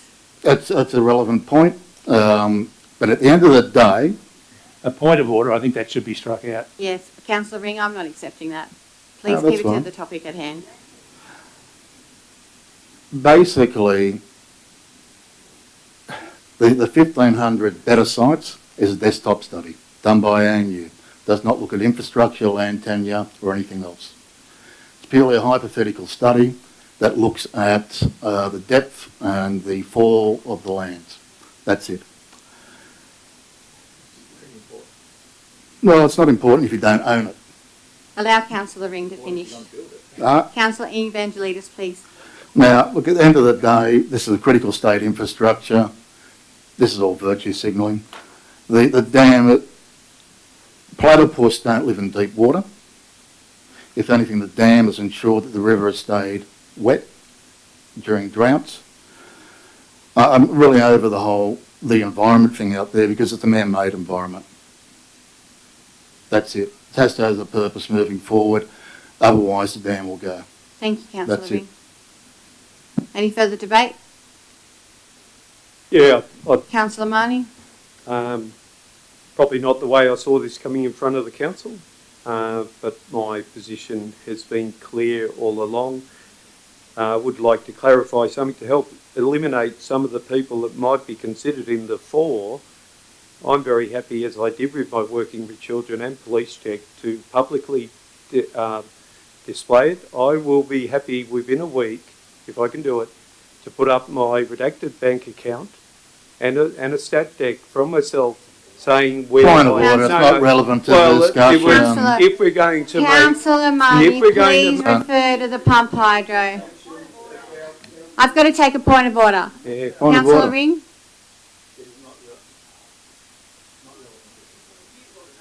Well, I was ruled out of order. Councillors across the chamber, please not disrespect each other. Councillor Ring, you had a point of order? Yeah, the point of order was it wasn't relevant. You'd already directed that it wasn't to be part of the discussion, so that's it, that's the end of it. Councillor Marnie, please keep to well, I'm the happy relevance to, of the topic. I'm happy to apologise for my statement that I'd bring a redacted copy of my bank account and a stat deck to public. Point of order, thank you. Councillor I'm Statham. apologising for it, Councillor. Thank you, Councillor Marnie. Councillor? And Mayor Coleman, I'll apologise as well. Thank I was you. out of line. That would be acceptable behaviour. Now, Councillor Marnie, have you finished your... No, I didn't Would start. you like to I'm continue? happy to start. Yes, thank you. And keep it as Mayor relevant Coleman, to I what we're will do discussing. my very best. Thank you very much. My position was clear from the start. I've always seen this as the right project in the wrong location. I'm not an adversary of pumped hydro. I listened carefully to and read the professor's report in regard to likely sites on the eastern seaboard. Yes, there are numerous sites that are suitable for pumped hydro. I also had concerns about its capacity to operate in deep droughts, given that it's a relatively small dam and its water resources. Also had concerns about its impact on the tourism industry, given that we'll be drawing the water up during the day, and then holding it there for release during peak points. It's a power storage system. It's not a power generation system. We've had numerous presentations on the benefits of large batteries. We have the highest uptake of rooftop solar in the world. We're sitting at around 30% in Australia. And the problem for us is our peak production during the middle of the day, which goes essentially to waste. If we can get elements where we've got greater percentage of west-facing capture, we'll be able to capture later into the day and utilise it in some of the peak periods. The challenge for the renewable sector is about how they store the energy they generate, not how they generate it. And pumped hydro is an energy storage system. I think there's more effective investments for public money to go into, and I see it going into those storage systems, and we're noting commercial entities are taking up that. 3 of them are being established in our LGA in close proximity to Wallerawang. So, yes, I'm clear on my position. I probably would have seen this coming in a different pathway. I appreciate what Councillor Ticehurst is working towards, which is really trying to establish a clean slate for the operations of this council going forward and clear messaging going back to other levels of government. So I'll leave my comments there. Thank you, Councillor Marnie. Any further debate? Councillor Ticehurst, right of reply. Thank you, Mayor. I just ask all councillors, you've been given the opportunity, you know what's there, you know what's coming. I would really implore you that if you consider that, I'd really like to see a 9-zip, because then we're all together. We're all unanimous on the same issue of a state government project. We're not here to take whatever they give us. We're here to look at other avenues. We're here certainly for job creation. We're certainly here for anything that will improve this community. This will roll around. It's not approved till next year. Then the money's got to be available. And then this will go on and on and on. And it's drawing the energy from where we need to be. And it's just, and at the end of the day, the government turns around and says, no, haven't got the money. And realistically, they haven't got the money. We're seeing that with the offshore wind farms on the south coast and now the north coast. So you just never know what you're going to get. But they start something and never finish it. But all the energy is drawn out of this community. We've got 4 years to put some energy back into the community. This is not going to be one of them. This is just a negative, a legacy that we certainly don't need. We need to move forward, put it off the agenda. EA is coming, who cares? We can tell them in a month's time that this is our position of the council, and then they can decide what they want to do, whether they want to pursue it. So I'd ask you to have a majority vote, a really big majority, and back the community into making sure that this doesn't occur, so we can get on with what we need to do. Thank you. Thank you, Councillor Ticehurst. We've got a recommendation on the floor. I'll put it to you. All those in favour? All those against? Declare that carried. Could we have a division, please, Mayor? I've got a division. So all those in favour, please raise your hand. I'll read out the names. Councillor Statham, Councillor Goodwin, Councillor Evangelidis, Councillor Smith, Councillor Marnie, Councillor Fredericks, Councillor Ticehurst and Councillor Coleman. All those against? Councillor Ring.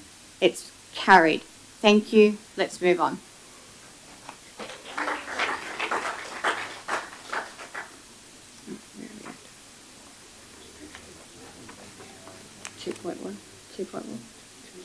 Okay. The item we move on to is 2.2, notice of motion, Councillor Ticehurst, monthly duty Lithgow City Councillors. Councillor Ticehurst, is there a seconder? I'll second. Thank you, Councillor Frederick.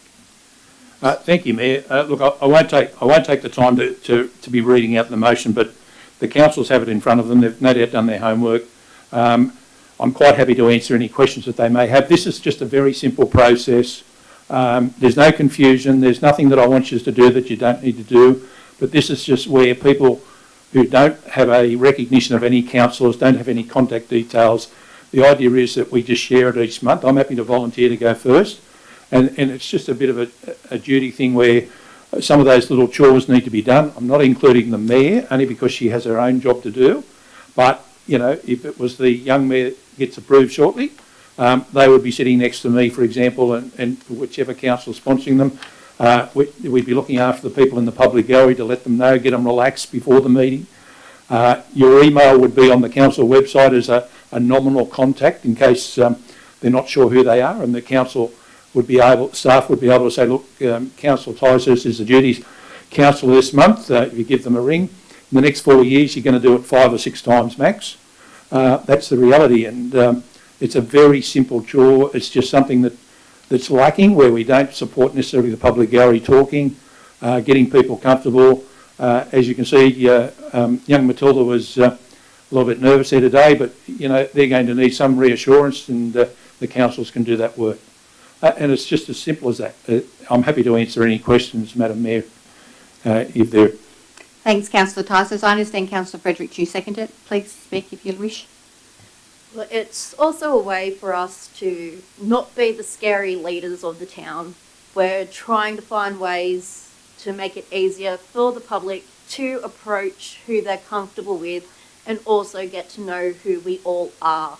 We are here to serve you, and we cannot do that if you do not know us and you do not feel comfortable coming to us.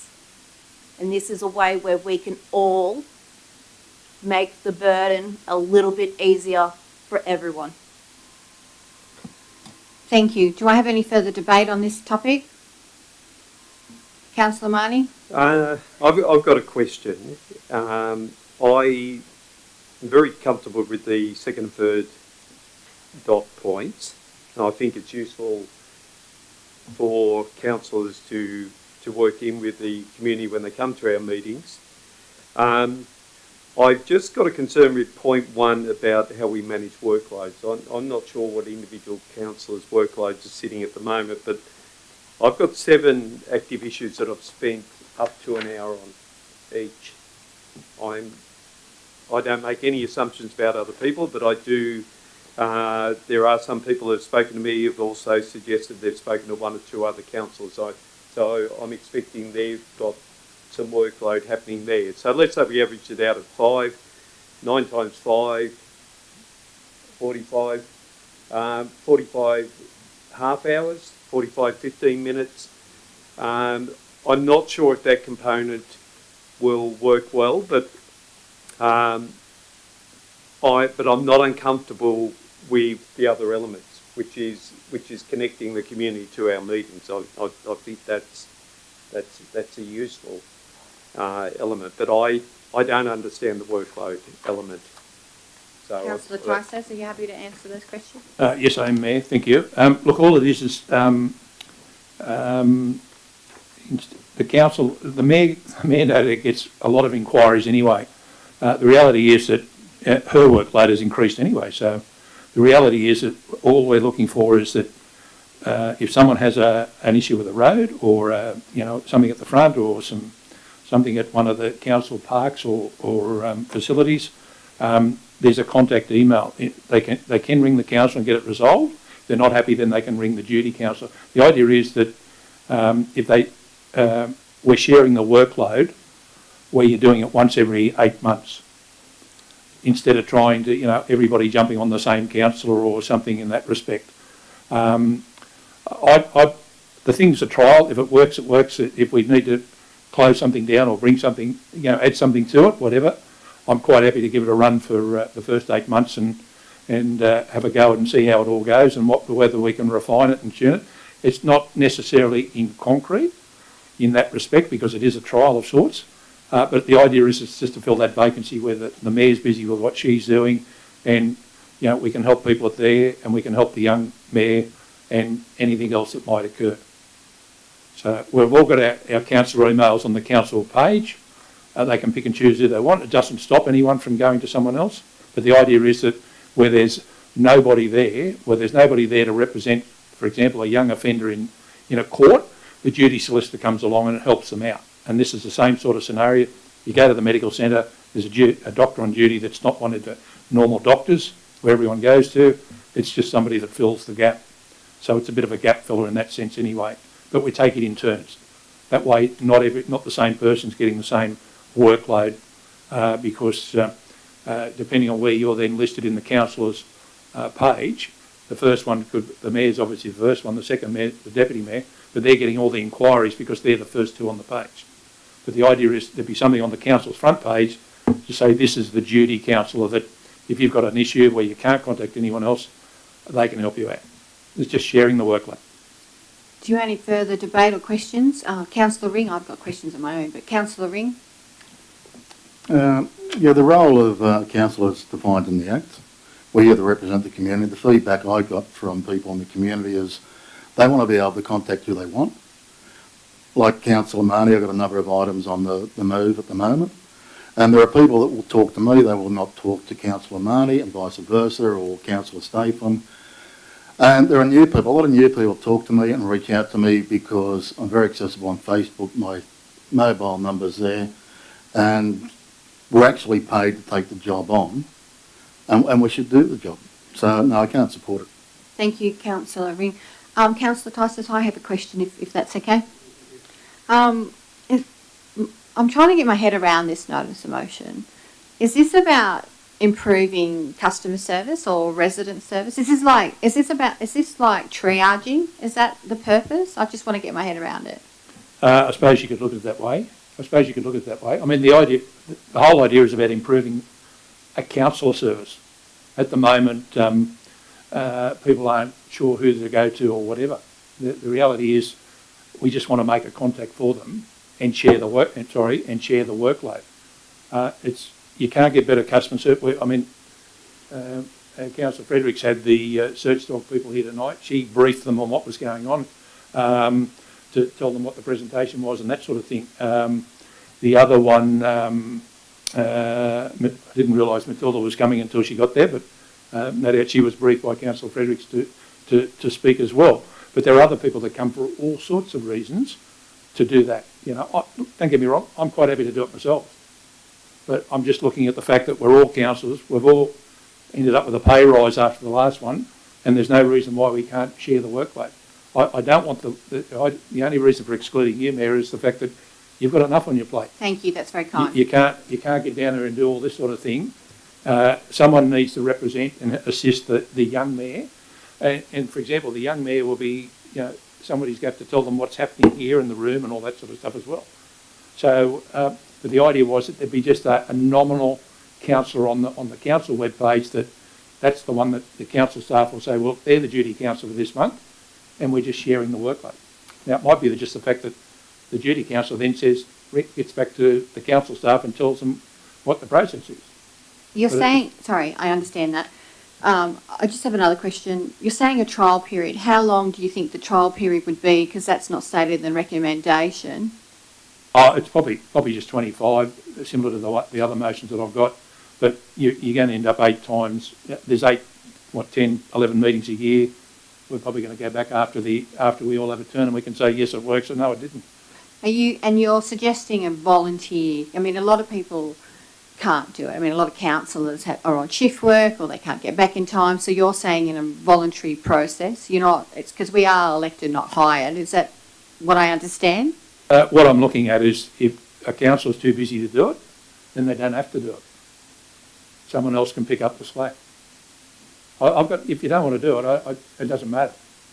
But I just see that the fact that we've got public gallery, we've got a young mayor, and we've got people, on a monthly basis just have inquiries and that don't know any of us here, don't like some councillors, where that person will pick up the slack for those people too. They've got someone to contact instead of you or the deputy mayor, depending on who's doing what. So that's.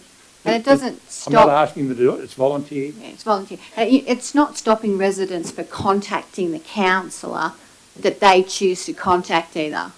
Absolutely not. No, okay. Absolutely. I'm just trying to get my head around it. It's to pick up the slack where they've got no one to contact. Right. And then we're sharing the workload for the month that you appear to be doing. Great. Thank you, Councillor Tyson. Do I have any further debate? Councillor Statham?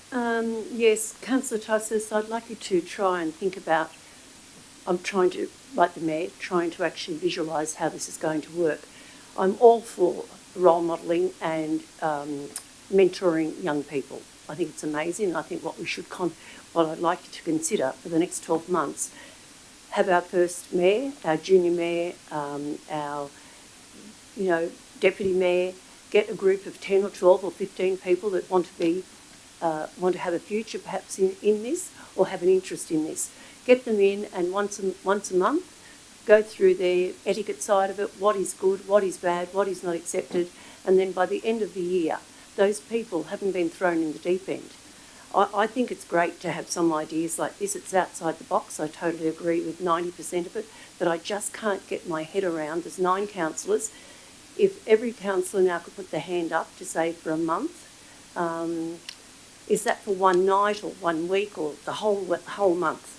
Because not many people are going to be able to follow through with businesses and everything else, but I would absolutely applaud the idea of putting that on the back burner for a little while and have a good think about educating people that would like to have a go at being a junior mayor or a deputy mayor. My understanding, we're talking about the monthly Judy Lithgow City Councillor recommendation. Yeah, but I'm asking Councillor Ticehurst whether he may think about deferring that until we've trained some people. I think there'd be a few councillors here tonight that would assist in training and giving them some ideas. So then you can say at the middle of next year, for instance, righto, we've got some councillors that are going to do a little bit of work with you. This is how it goes. Like, they've never been into the office. They've never been behind here. They're thrown in the deep end. It's not a good feeling. So I think it'd be a nice idea for you to consider either deferring this or changing it. My amendment would be definitely to defer the idea of having a monthly duty city councillor and to act quickly to prepare people to think about nominating for the position of being a youth councillor. This is not the recommendation we're discussing. We're discussing The youth mayor's coming up. the monthly Judy Lithgow City Council. All right, I'll withdraw that, thank you. And I'll So, but I understand you had questions, Councillor Statham. Did you capture those, Councillor Ticehurst? Yeah, but I just suggest to you that, look, I won't pursue at this point dot point 1, but the second and third one I'm quite happy to, which was the public gallery and and depending on whether the young mayor gets up after this anyway. So can you just read that out, please? just for the purpose, the recommendation will stay the same, but it'll only be the last 2 dot points. So if you take out the first dot point, the monthly thing will not occur at this stage. Okay.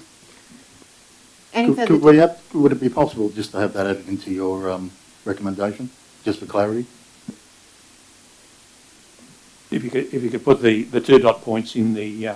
Can we have that up, please, on the screen? That'd be helpful. Help me.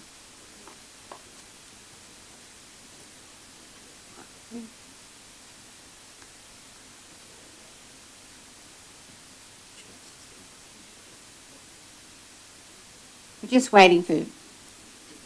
Thank you. Thank you for your patience.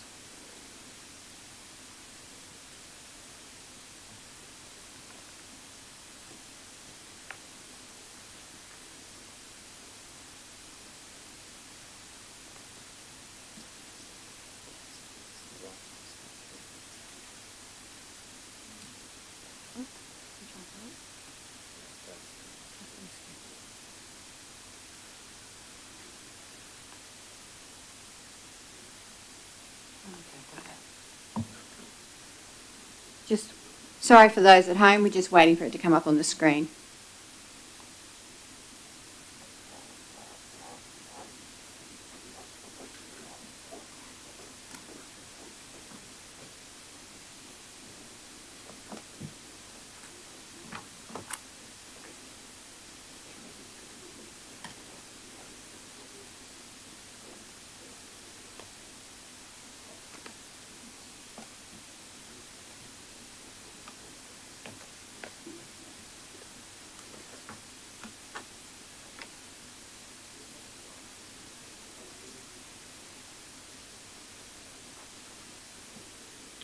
While we are waiting, is there any further debate on this issue, councillors? It's going to come up in a minute. Would any like further debate on the issue, Councillor Evangelides? Yeah, I agree with Councillor Ring. We should all be contactable anytime. But I think part of the problem is, from what I gather, is the culture of the council needs to change. And I think this initiative is actually really good because it shows a bit of change. I think that's already happened, Councillor Evangelos. The election's already changed. Oh, sorry, what's happened? What am I speaking about? Councillor, you just speak to the relevance of the topic. So you're talking about the monthly duty Lithgow City Councillor. So you're talking about change. I think the change has already occurred. We've had an election. There's clearly a change. I am talking about that. Yeah, so just stay on the relevant of the topic, please. Oh, I was just going to say that on this point, I think the councillors will gain a lot from doing it. And the community will enjoy seeing one person's photo of who they can contact that month. So I like the idea. So, okay, right. Because you were confusing me. 1 minute you're saying you don't like it, now you do like it. Is that right? Sorry, did I hear something wrong? Sorry. No, I was just a bit confused where you were heading. That's okay. Anyway, finding out. Thank you for your commentary. Any further comments? Yeah, I'd just like to make a comment. Given the changes, I can support that. I can work with that. Okay, excellent. Any further debate? Can I just ask that the motion, it be first one, and then the duties may include, and then go 1, 2. So just between the first sentence and number 1 dot, the duties may include. Can we have that corrected, please? It's been done? Okay. So if we've got no further debate. I'm assuming you don't need a right of reply, Councillor Tyser. All right, put that. All those in favour? All those against? Declare that carried. Thank you.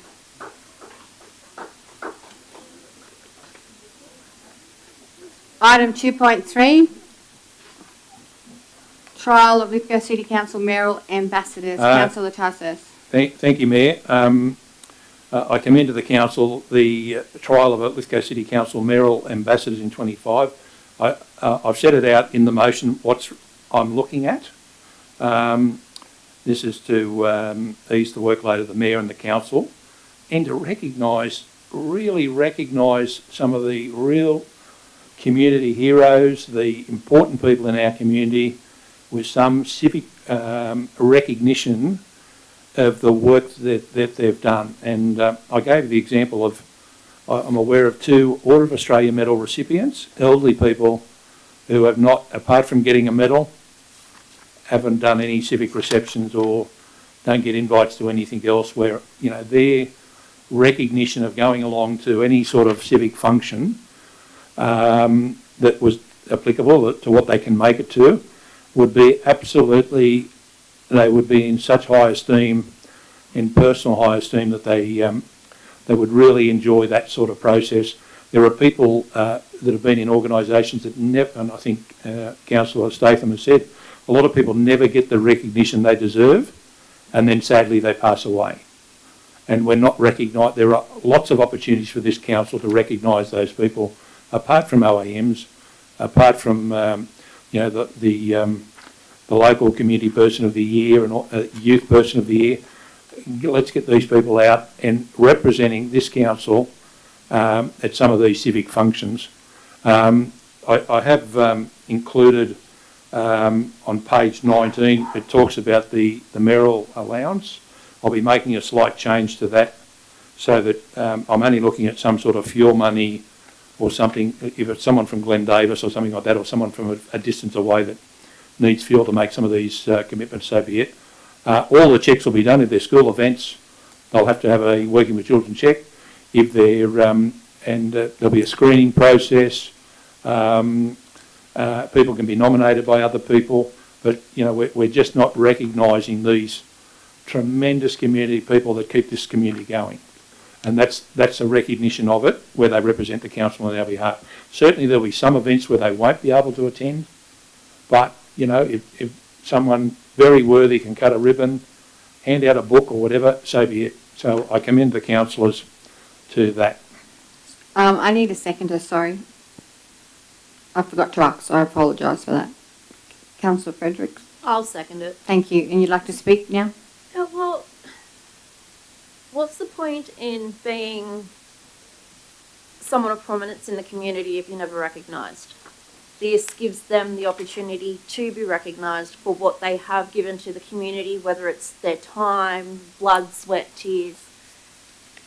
It's time we start recognising individuals for what they do for us as the broader community. And like Councillor Tysus has said, this will take some pressure off the mayor, it will take some pressure off the councillors, whilst highlighting members of our community that do need to be highlighted. Thank you. Do I have any further debate? Councillor Ring? A question, if I may, for you to Councillor Tysus. Are you talking about council events or public events? I'm talking about council events where the mayor would normally be the representative. It could even be where this person is selected to go and do this event, and the mayor is still there anyway. So it's not cutting the mayor out, but it's allowing for some events of a minor nature or whatever nature where the mayor's double booked, for example, where it's in conjunction with. It certainly doesn't stop the mayor from doing her position, but it's recognising these people who would be absolutely over the moon in representing us as a community. We get elected, we get paid. They don't, and that's why they're going to be there to. They'd be absolutely chuffed about doing that sort of thing. Would you be, if I could, Mayor? Yes, Councillor Ring. Would you be prepared where it says selected events to insert selected council events? Okay. Look, I've got no problem. I think it's a good idea. There are people out there. When I first read this, I was confused because we don't send ambassadors to events where we're invited to private events because of the gravitas. But look, I've got no problem. I think Australia Day, nationalisation ceremonies, yeah, I've got no problem with it. So with that change, yep, that's great. Any further debate? Councillor Statham? Yes, Mayor Coleman. Just considering and taking everything into consideration, I think it's amazing to recognise while people are alive their contribution to our community and the wider community. However, I'm just concerned as to how you're going to rate people. I would suggest to be considered the people who have OAMs over the last 10 or 15 years, and then once they have gone through a process that everyone accepts, I then think we should go and write to View Club, Inner Wheel, Quota Club, the Men's Shed. Anyone from them, those organisations, then may be able to recommend somebody. Because the one thing we don't want to do is pick and choose because you know them or you don't know them. I think anyone with an OAM, I think, would be the first considerations in our local government area.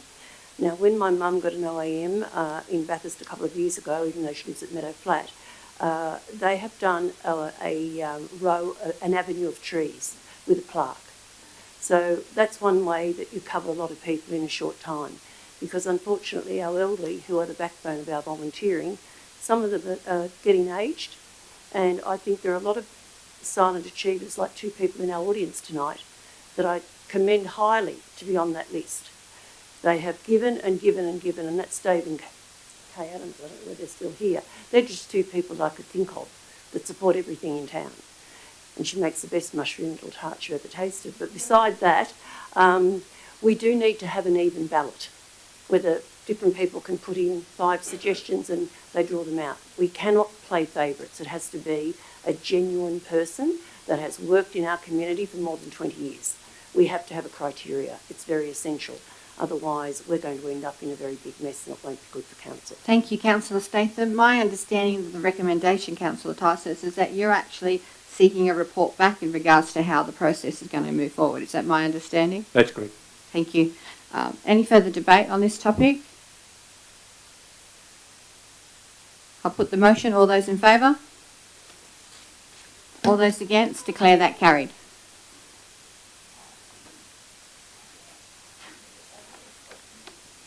Item 2.4, notice of motion, Councillor Tysus, trial of honorary young mayors at Lithgow City Council meeting in 2025. Thank you, Mayor. Tysus? Thank you, Mayor. I move the recommendation that the Mayor and Council invite students selected by their own school, teachers and students from Year 9 up to Year 12 from both the Lithgow High School, 4, and the Larsdale Academy, 3, and the Portland Central School, 2, to each act in a trial, the honorary position of young mayor at the Lithgow City Council meetings commencing and during 25. So, Mayor, what I've got is... Just before yes, sorry. Yeah. Can I please have a seconder? I'll second that. Councillor Statham would like to second yes. that? Yes. One change. We'll come back. Oh, okay, hang on. No, I'd like him you're to happy? see if he accepts the change. Yep. Thank you. I think 9 is far too young. I think 11, you know, actually it's really high school children. So do you mean Year 9 or 9-year-old? Year 9. I think it should go to Year 10. I really think it'd be worth thinking about that because you've got Year 10, 11, 12. You know, Year 9, you're very young. You can have another chance. So, Councillor Tysus, do you accept that to Year 10?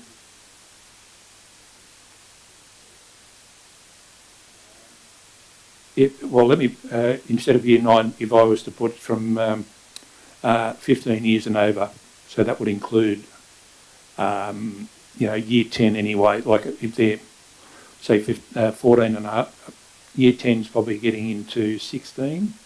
So if I was to say 15 and over, that would bring in early Year 10. I think that's fairly acceptable. Yeah. Okay, so are you changing your I know recommendation? Are you changing your recommendation, Councillor Tysus? Sorry, I can't hear you. Oh, sorry, if I go from 15 years of age up to Year 12. Okay, so that's the change? Councillor Statham, are you still happy to second that? Yes, thank you. Okay, Councillor Tysus, if you'd like to speak. Thank you, Mayor. I won't say too much about it. I've pretty much said it all out. I think this is a really good opportunity for the council to recognise young people. We've had a youth council before over the years. It doesn't really get off the ground, that sort of thing. I take on board what Councillor Statham said earlier.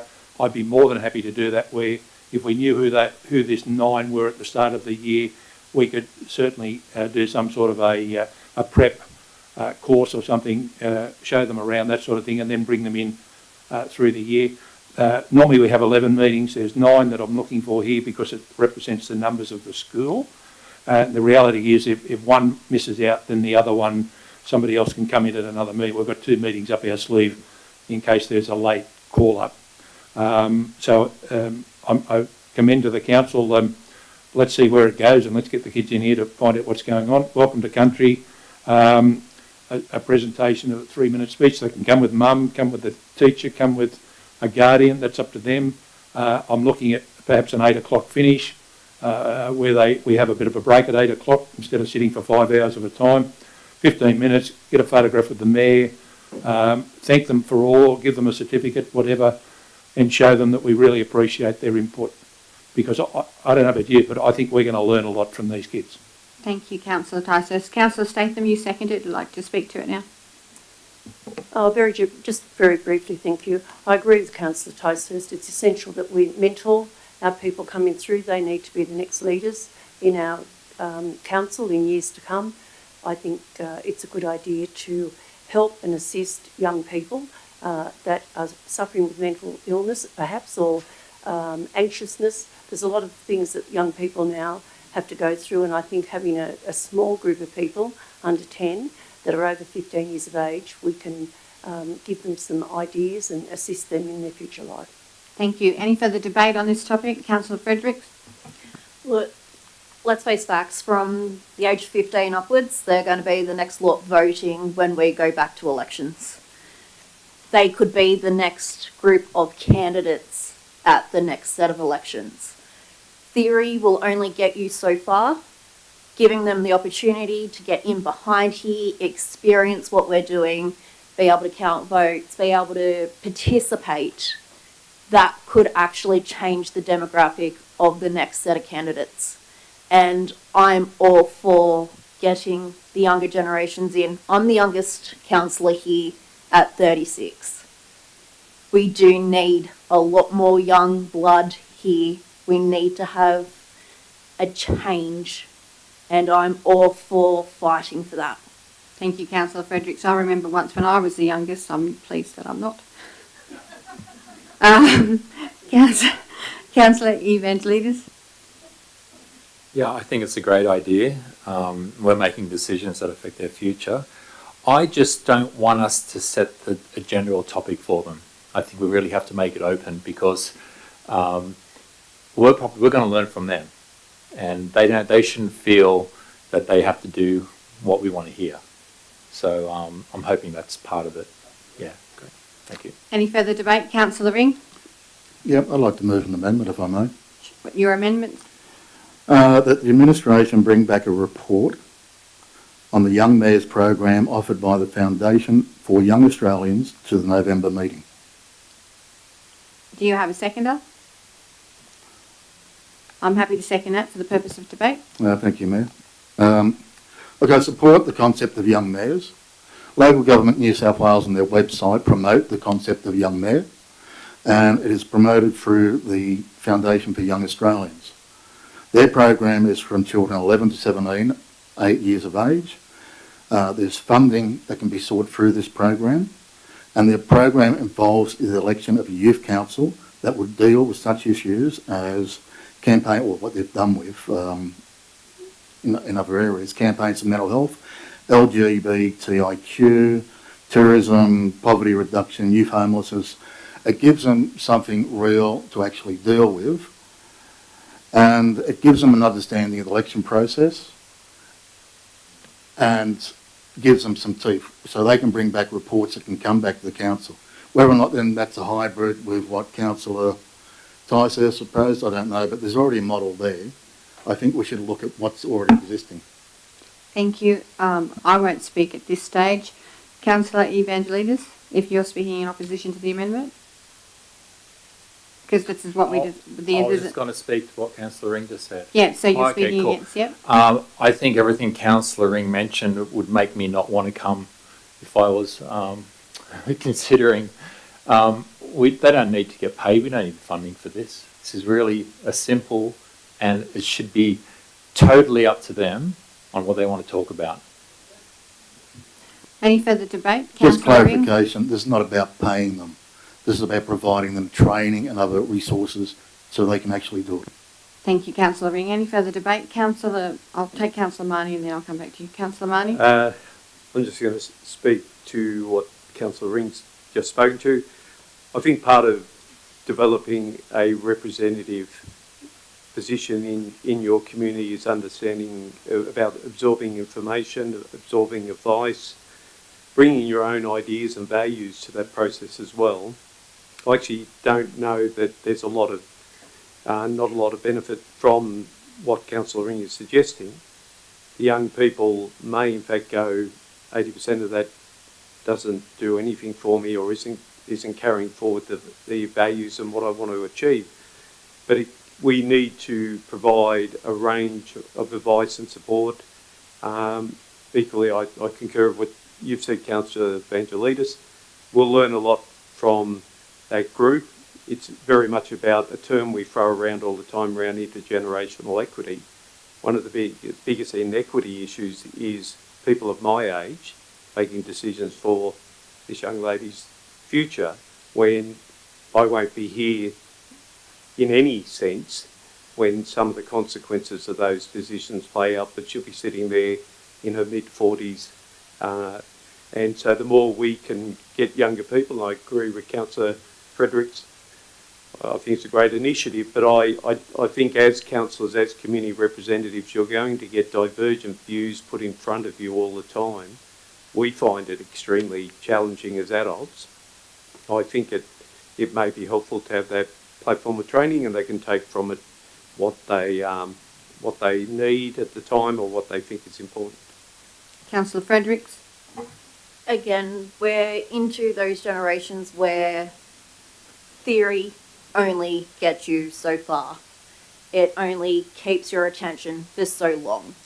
Getting in there and physically being a part of it, having first-hand experience, can change one's forward part. It can either make them go the mile, or it can make them sit back and go, not for me, want to go a different path. Again, theory only gets you so far, and you can read all the reports in the world and still not have a clear grasp of the situation. Councillor Ring, if I could please, could you please read out your amendment again for the secretaries down the end? They missed it. That the administration bring back a report on the Young Mayors program offered by the Foundation for Young Australians to the November meeting. Sorry, can we just slow it down a little, Councillor Ring? We got part of it there. That the administration bring back a report on the Young Mayors program offered by the Foundation for Young Australians to the November meeting. Thank you, Councillor Ring. Do I have any further debate on this topic? Councillor Goodwin? Not on the amendment. I'll speak to the motion if the amendment is lost. Okay, thank you, Councillor Goodwin. Any further debate? I'll put the amendment. All those in favour? All those against? The amendment is lost. We go back to the original recommendation. Councillor Goodwin? Mr Mayor Coleman, I'll also support this. It's similar to what I had in mind during the previous council, but I decided very early that I wouldn't pursue this due to the conduct of councillors at council meetings. I wanted these roles, I wanted to encourage young people into leadership roles into the community, and I thought exposing young adults in dysfunctional meetings were not in the best interests. But now this is a new council, it may be a better opportunity, but only the time will tell. Thank you, Councillor Goodwin. Any further debate? Councillor Tysus, right of reply? Thank you, Mayor. Mayor, this is something simple, delightful, and I think I'm going to have some fun with it. I don't know about you, but I'm looking forward to the kids. I want to hear what they've got to say. I don't care what they say, as long as they don't swear and curse. But the reality is I'm really interested in what they've got to offer our community and what they say. There's no restriction on what they do, and I certainly like the idea with Councillor Satham suggesting that we give them some sort of a prep course to get them comfortable in the surroundings that they do, and I hadn't thought of that, so I'm quite pleasantly surprised that we will be able to do that sort of thing. But as I said, make it simple, let them enjoy it, let the kids enjoy it. Thank you, Councillor Tysus. I'll put that to you. All those in favour? All those against? Declare that carried. Thank you.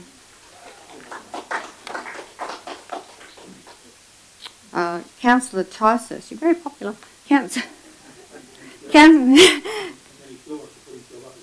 Still wants to put himself up as a duty councillor.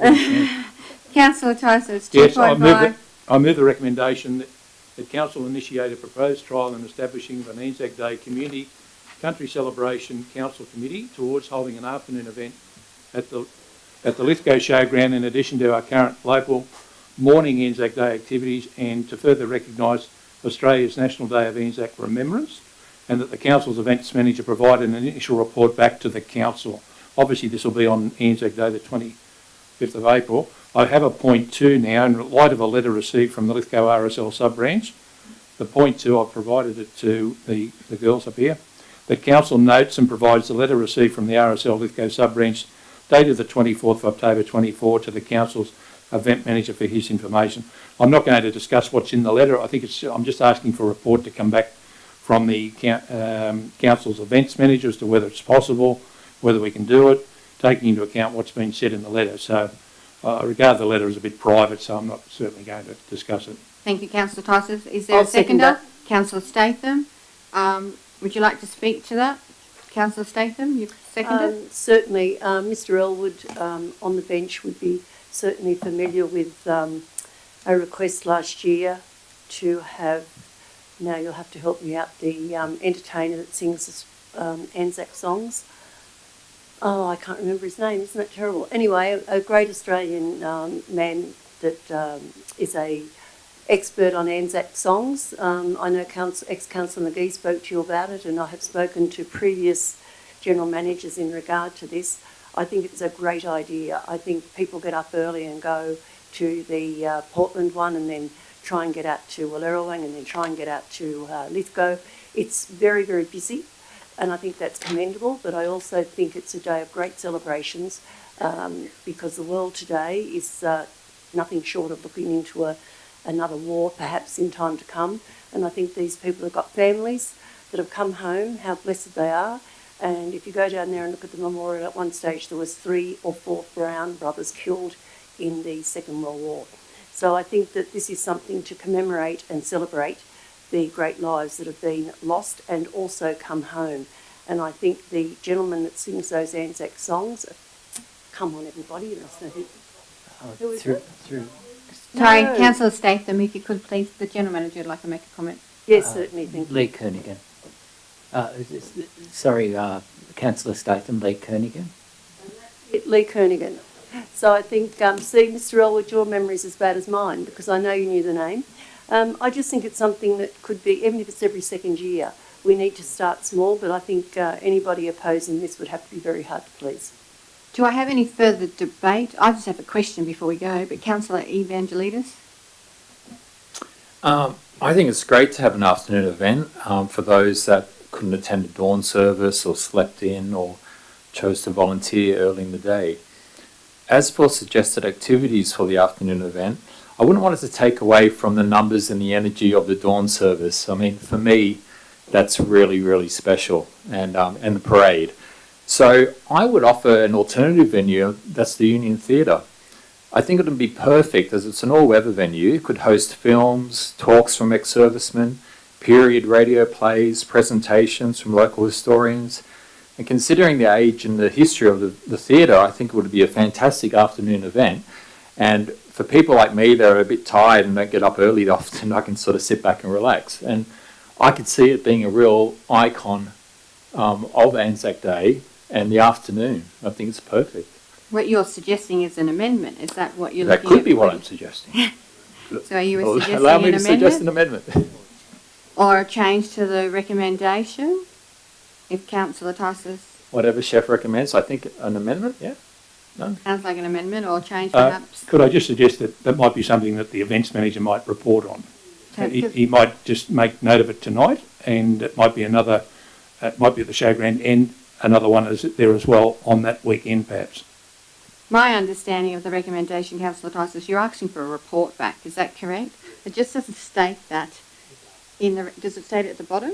Because it just says proposed trial, but there's no report. It's down the bottom.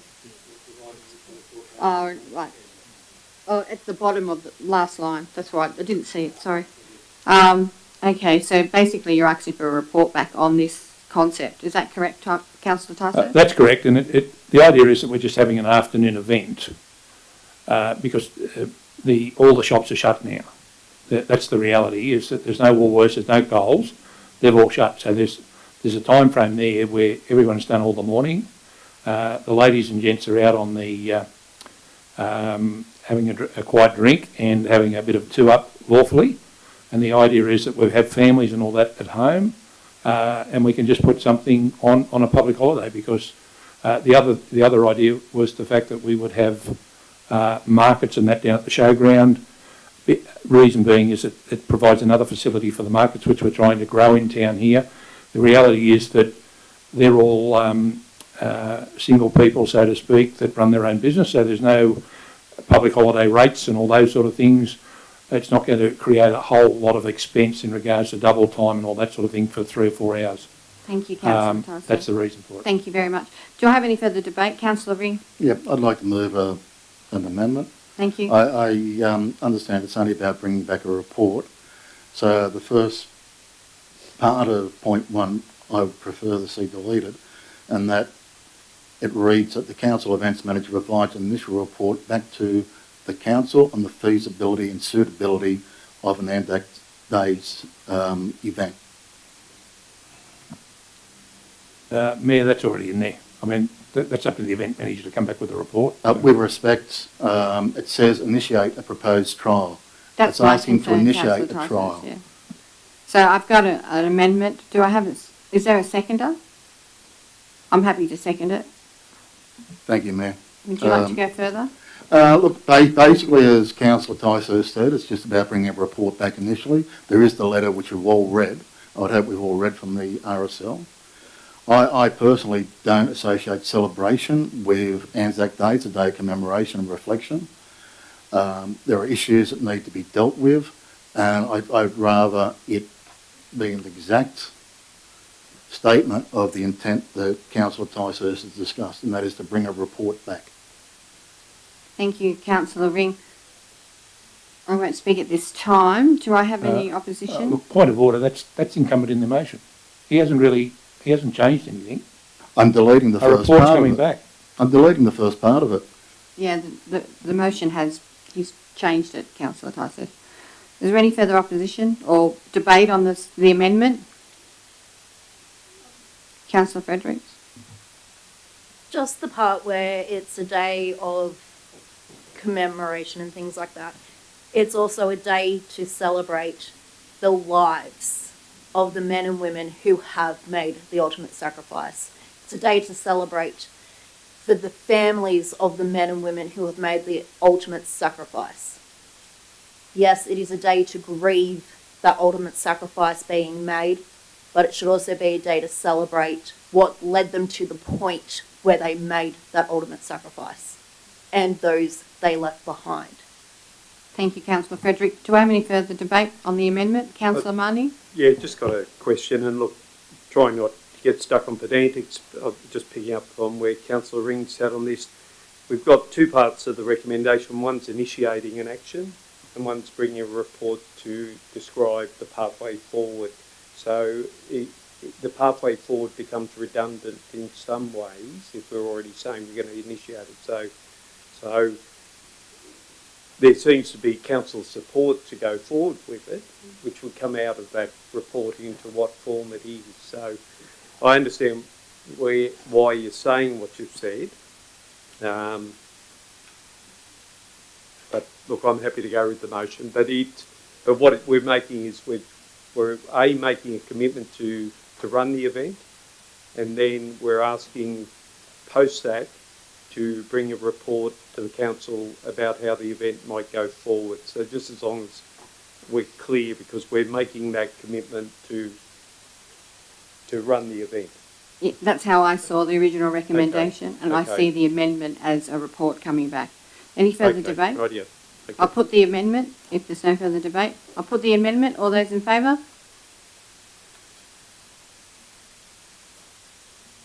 All those against? The amendment is carried. The No. amendment now becomes the motion. Was it carried? Yeah. It was, okay, all right. Yeah, I Okay, understand so that, the but I amendment didn't now see all becomes the numbers around motion. me. So amendment now becomes the motion. Is there any further debate on that, or will I put that? Are you happy for me to put it? Put it. All those in favour of the motion?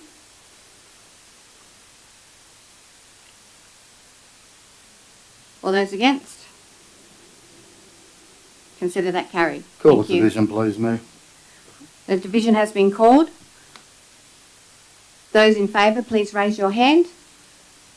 Councillor Goodwin, Councillor Ring, Councillor Marnie and Councillor... I was just totally confused what was happening then. And I'm sure, maybe I'm not the only one.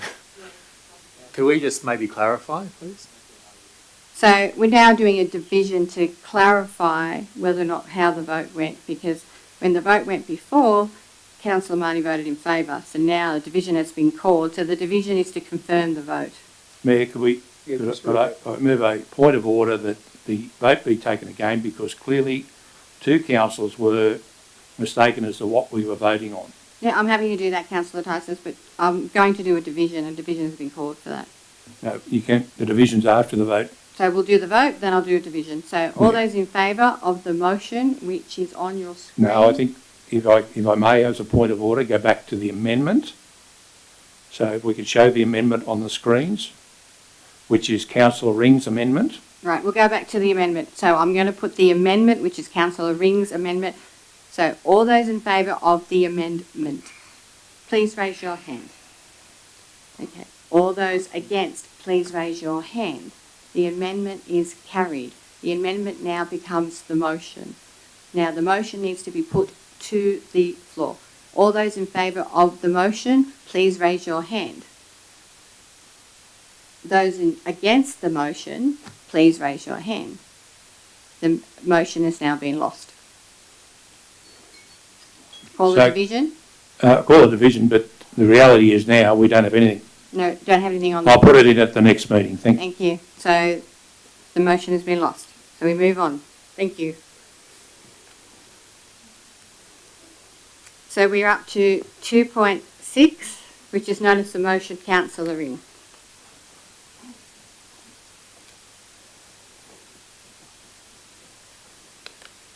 Councillor Ring? Yeah, move the motion. Is there a seconder? Councillor Goodwin? Councillor Ring? This motion is very simple. It's going to the heart of accountability and good governance. It's requesting the development and the reporting of a system that allows us to track council resolutions backdated to the beginning of the last financial year so that we know what is happening moving forward. It also is a tool that will allow us to assess and report on the performance of the General Manager, as well as report back to the community on the performance of council. Councillor Goodwin? No, nothing further needs to be said. Steve said it all. Okay. Do we have any debate on this issue? No? No opposition? No? All right, I'll put the motion to the floor. All those in favour? All those against? Declare that carried. Thank you, Councillor Ring. Councillor Evangelides, sorry, it's not in the room, but unfortunately it's still being carried. It's still carried. Okay. Notice of motion 2.9, Councillor Marnie. Do you have a second, Councillor Marnie? 2 points. Sorry, 2.7, sorry. Councillor Ring. Sorry, I skipped Yep. ahead, I apologise. No, I move that. I just need a seconder. Need a seconder? Is there a seconder? Yeah, I'm happy to second that. Councillor Marnie seconding it. Councillor Ring. Okay. Once again, this is asking for a report to come back to council. And I'll ask the council to disregard the management comment, which in my opinion is an attempt to enter the debate. As I've said on numerous occasions in past meetings, this is our debate where we debate the issue. The purpose of the management comment in the Code of Meeting Practice is to provide legal or technical advice that is factual. What I am seeking is a report assessing the funding options for undertaking significant asset renewal. Disaster work fundings has resulted in piecemeal repairs, particularly in the Davis Glenellis area, and the reason the government is not funding the full amount of the disaster funding is because they do not accept that the identified faults are a result of recent major rain events or poor maintenance. I'm not in a position to decide whether or not that's true or false, but that's the position of the government. Now, we might not be able to fund the full reconstruction of the 13.8 kilometres of Sobwell's Tarrana Road, but what we need to consider is to make it safe, either take it back to dirt or to renew the pavement in critical sections. The state government, and it was mentioned earlier by, I think, Councillor Marnie about intergenerational equity, when undertaking new capital works projects and borrowings, the concept is about economic fairness between generations. Generations around 20 to 30 years of age. It's being applied to council programs and borrowings, not to burden future generations. However, we've already placed a financial burden on current generation to the extent of just over $1 million for economic development each year, moving forward. Numerous generations had paid their share of rates, the rate burden in rural areas. The main and key service that residents rely on is safe roads. This is the feedback that I get for all the areas that I go. This is the main thing they want. They want their roads. They're not getting rubbish, they're not getting sewage. They want their roads. As for borrowing, there are no legal impediments to our ability to borrowing the money. It's permissible under the Act, under section 622. The only impediment is our ability to service the loan.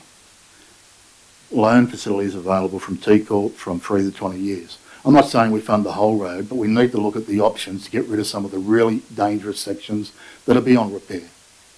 We need to do it now. We need to look at it in the immediate future, not 5 years down the track. Thank you. Okay. Councillor Marnie has seconded that, so he has the right to speak now. Councillor Marnie. Okay. What this notice of motion and the management comments sort of bring to me is that we have a high dependency on our rebuild to external funding. That's jeopardised by the funding bodies having criteria which set measures pre-disaster conditions. So then we go back to a legacy issue, which I've talked to a bit during the previous term, in regard to the development of asset management plans, our maintenance cycles, and the fact that we ran 10 operational deficits in a row, which saw a underinvestment in the roads and other assets. So what we've got is a bit of a perfect storm arriving, where we have roads in poor condition pre-disaster, and then the funding body saying that we're not going to repair those pre-existing damage. We need to be able to find significant co-contributions of $1 million in this case, if we're going to go through the Safe and Local Roads and Infrastructure program, which will give us the lion's share of the project, and it's good financial planning from the staff. But we still need to be able to find those $1 million for the many rural road segments that need repair, as well as the urban roads. So I think this has been a useful notice of motion to bring this in front of the incoming council, and particularly to look at that the dependency issue that we've got on third-party funding and how we're actually going to go forward, given we've got roads in rebuild phase. So we're not maintaining them. We're actually going out to rebuild large strips of our road system, which, even with the rate rise of just over 6 million, this one will need 1/6 of that rate rise going into this section of road to get it home, let alone the other assets challenges we've got. So I thank Councillor Ring for bringing the notice of motion. I think it starts an important conversation in the council about how we're actually going to make safer rural roads, and also how we're going to deal with the important arterial roads in our urban settings, given that sort of dollars we're looking at needing to generate. Thank you, Councillor Marnie. Do I have any further debate? Councillor Goodwin, and then Councillor Ticehurst. I think you had your hand up first. Councillor Goodwin, and then Councillor Frederick, and then Councillor Statham. Thank you, Councillor Ticehurst. Thank you, Mayor. I move an amendment that this matter be referred back to a council information session. There's so much in it, not only for this particular road, but for other roads, and we need to understand a lot better instead of trying to debate it. So I ask that it go back to a future council information session for a response from the senior staff and the General Manager. Is there a seconder? I will second that. Thank you, Councillor Fredericks. Would you like to speak to that? From what I can gather from previous training sessions that we have had, on the 14th of October if I can go through you to Mr. Gurney and Mr. Edgecombe, wasn't there a list of several 8 roads and bridges that have been put on the priority list and that you have been seeking to try and get funding for between the last council and the incoming council? Councillor, sorry. Mr. Edgecombe. I apologise. Through you, Mayor Coleman, that's correct. Those projects have also been put on a regional strategy list developed through the JO, which considers all transport and infrastructure priorities across the entire Central West.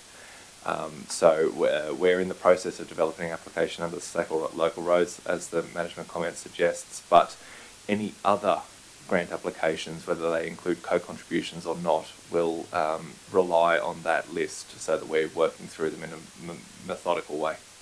Thank you, Mr. Edgecombe. Any further debate, or did you wish to speak, Councillor Goodwin, on this, on the amendment? No? No, I'll wait till the amendment. Okay, thank you. Councillor Statham, would you like to speak on the amendment or the original motion? Okay. Is there any further debate on the amendment? The amendment? We ask the mover of the whether Councillor they're happy Ring. to accept. Okay, thank you. Okay, so Councillor Ring's not accepting that. Do we have any further debate on the amendment? No? I'll put the amendment. All those in favour? All those against? Okay, let's do that again. So let's start again. Okay, all those in favour? Excuse me, could you read out the amendment, please, Councillor? Sure, let's read out the amendment. Have we got it up?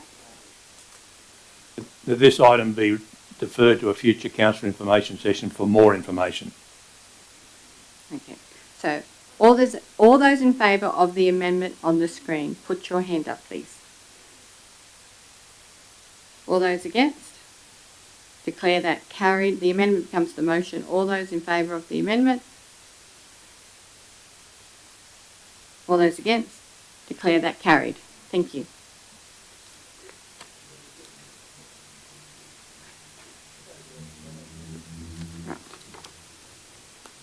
Can we not now ask a question about that motion? We moved on, Councillor Statham. I'd like to ask a question, please. Who would you like to ask the question of? Through you and the General Manager. Mr Edgecombe, please. Sure. Can you please provide the latest information on this matter, number one? And the second point, the administration has indicated that there is a high level of scrutiny with respect to disaster recovery funding, and that Lithgow will not and has not received the full amount of funds applied for this. So have we now received the full amount of funds, Mr Edgecombe? Through you, Mayor Coleman, no, we haven't. Mm-hmm. The decision of the assessing body remains the same. They're applying the DO5 guidelines, which are, in our view, unduly strict in this capacity, but we continue to fight that, but it's going to start requiring external assistance because there are other matters throughout the LGA that also need address. Thank you for that. I think it's disgraceful. We're still waiting on that. It's almost, 2 or 3 years now. The other question, can you please provide the latest information that you know of when this will be done? Have you any idea at all, please? Won't this be provided at the information session that we've just voted on? Well, but I spent some time 2 weeks ago at Taranara when we were around the roads, and I don't know what to tell people. So what can be told is that Council is currently maintaining the Glen Alice and Glen Davis roads. The second they're finished, they'll move back onto the Sodwells Taranara road. The next item on the business paper is 2.9, Councillor Marnie, establishment of the Portland and Werrowang Council meetings. Councillor Marnie? Do you require a seconder? Yes, I do require a seconder. Is there a seconder? Councillor Ring? Thank you. Councillor Marnie? This is an issue I think that we do need to deal with as a council. I think we need to connect with all of our major urban populations, including Portland and Werrowang. I understand also there's other mechanisms we need to look at for use for the smaller communities. I know that Councillor Tysus and Councillor Ring talked to this at different points around village plans and reinvigorating those as points connecting into council decision making. I believe this would be useful at least once a year for those communities that we have our meetings in their community. I am interested in the fact that we may struggle to provide 2 venues across the LGA that can provide webcast events. That's concerning on a number of levels, both to achieve this outcome but also to tap into the event and conference-based industry, given our regional positioning in locality to the Sydney Basin and then into the Central West. It may require partnering, and I haven't spoken to potential private partners, but it may offer up opportunities to partner in with people like Black and Gold, who have a conference facility, to run a council meeting which is primarily focused on the items relating to Werrowang, which there are numerous significant developments coming forward for Werrowang, and it would be good to keep that community directly in those conversations. It's interesting, when we talked earlier about community-led meetings, there was 200 to 300 people that turned up to a Werrowang meeting on the waste incinerator. So there is the desire to participate in meetings as long as it is focused on those communities. So what I'm asking for is that a report come back from council, that we investigate those opportunities, whether it's a Crystal Theatre or whether it's possibly again partnering with someone like the foundations at the Annex. I would hope that we can provide basic camera and webcasting facilities. The production values might not be as high as what occurs in this room, but hopefully the meeting content will provide to close that gap between the two things. So I just see it as a way of connecting with our communities, and certainly I got feedback along those lines at different points about whether council is at times Lithgow centric, and this provides us opportunities to go out into our communities and actually have conversations with them. So I'll put that to the councillors for their consideration. Thank you, Councillor Marnie. Councillor Ring? Basically, all Councillor Marnie's asking for is a report to come back. I've run conferences and other events remotely. It is difficult, it's challenging with poor internet connectivity. You've got to have the equipment to be able to do it. The facility at Black Gold is excellent. After running the investor forum there earlier this year, they've actually picked up a lot of extra work from other government departments. It's a real boon to this community. Their fees aren't unreasonable. I'd be happy for us to go there. Portland, if you could find somewhere where you could get good connectivity, it could be good, but you still need the equipment. There are implications. It'll come back in the report. The standard of the transmission has to be good. It can't be poor or second rate. It's got to be a good quality. The sound's got to be good. And having it here, we get, I think, on average 60 people per meeting watch live. Quite a lot more in the last year or so watch it post the meeting. We don't want to lose those people. So we need to get a report back and look at whether or not it's feasible. It may not be that formal council meetings are viable. It may be that going out and talking about planning issues, talking about village planning matters, that might be more appropriate in engaging with the community. So I think getting a report back gives us a range of options. Thank you, Councillor Ring. Any further debate on this topic? Councillor Evangelidis? Yeah, I think it's a great idea. I wouldn't want it to cost us anything though. I think it's something that if someone like Black and Gold could volunteer the space, and that would be, the best option. What Councillor Ring just said has merit as well. I like the idea of a meeting prior to the council meeting, where we can go out there and discuss what we're going to be talking about. This is if we can't get a meeting held there. So I actually think if we do it, it really has to come at no cost to the ratepayer. And if we can't do it, maybe there's an avenue to do a meeting before.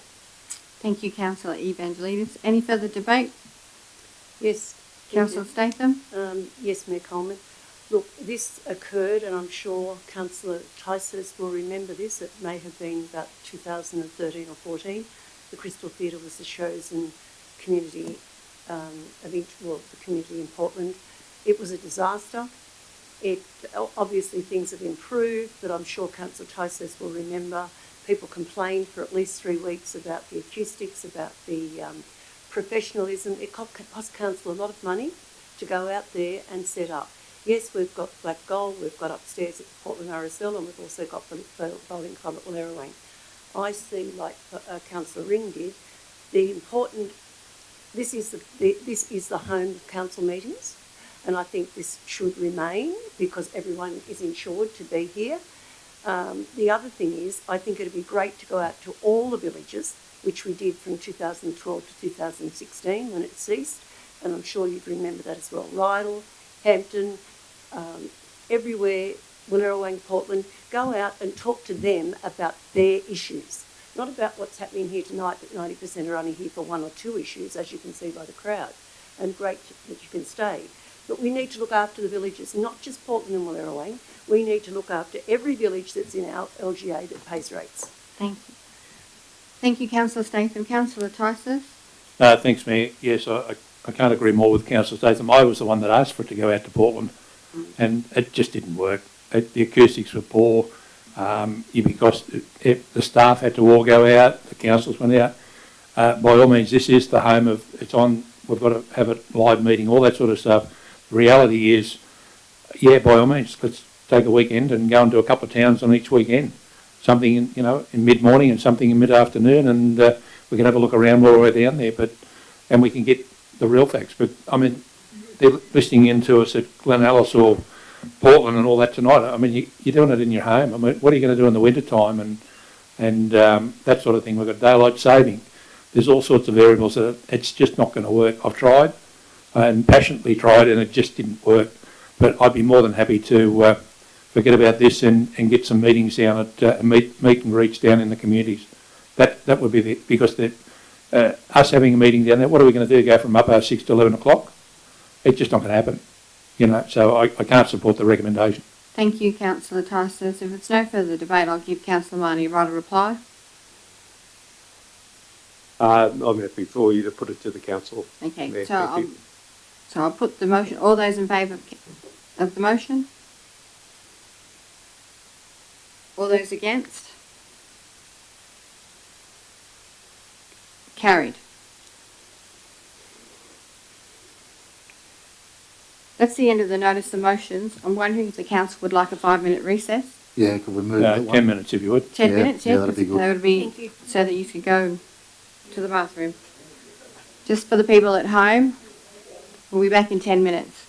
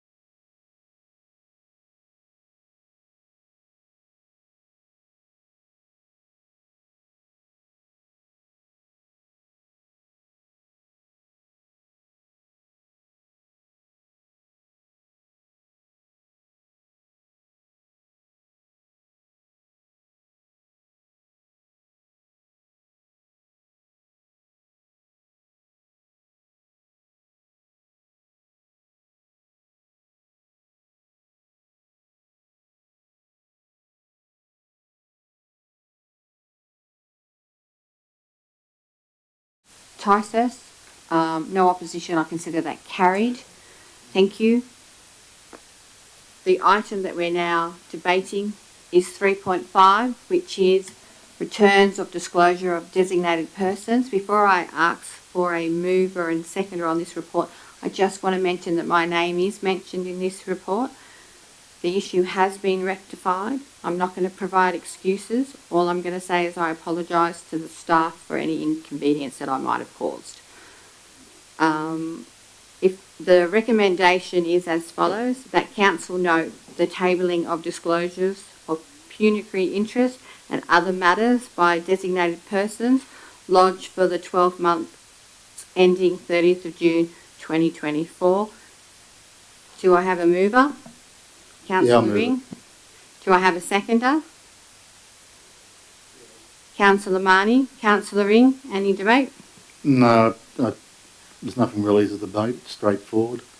Your error or oversight's been rectified. That's it.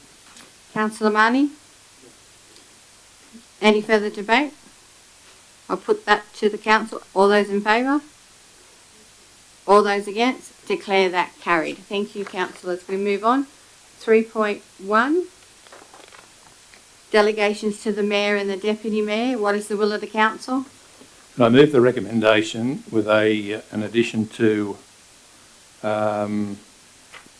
1A, donations, and at the end of local government area, at the end of that paragraph, I wish to put in end mayoral ambassadors trial. And I did refer to it in my, ask for a second, I suppose. Yeah, yes. Can I have a second? I'll second that. Councillor I've got Ring. no problem with that. Can we have that on the screen, please? Yes.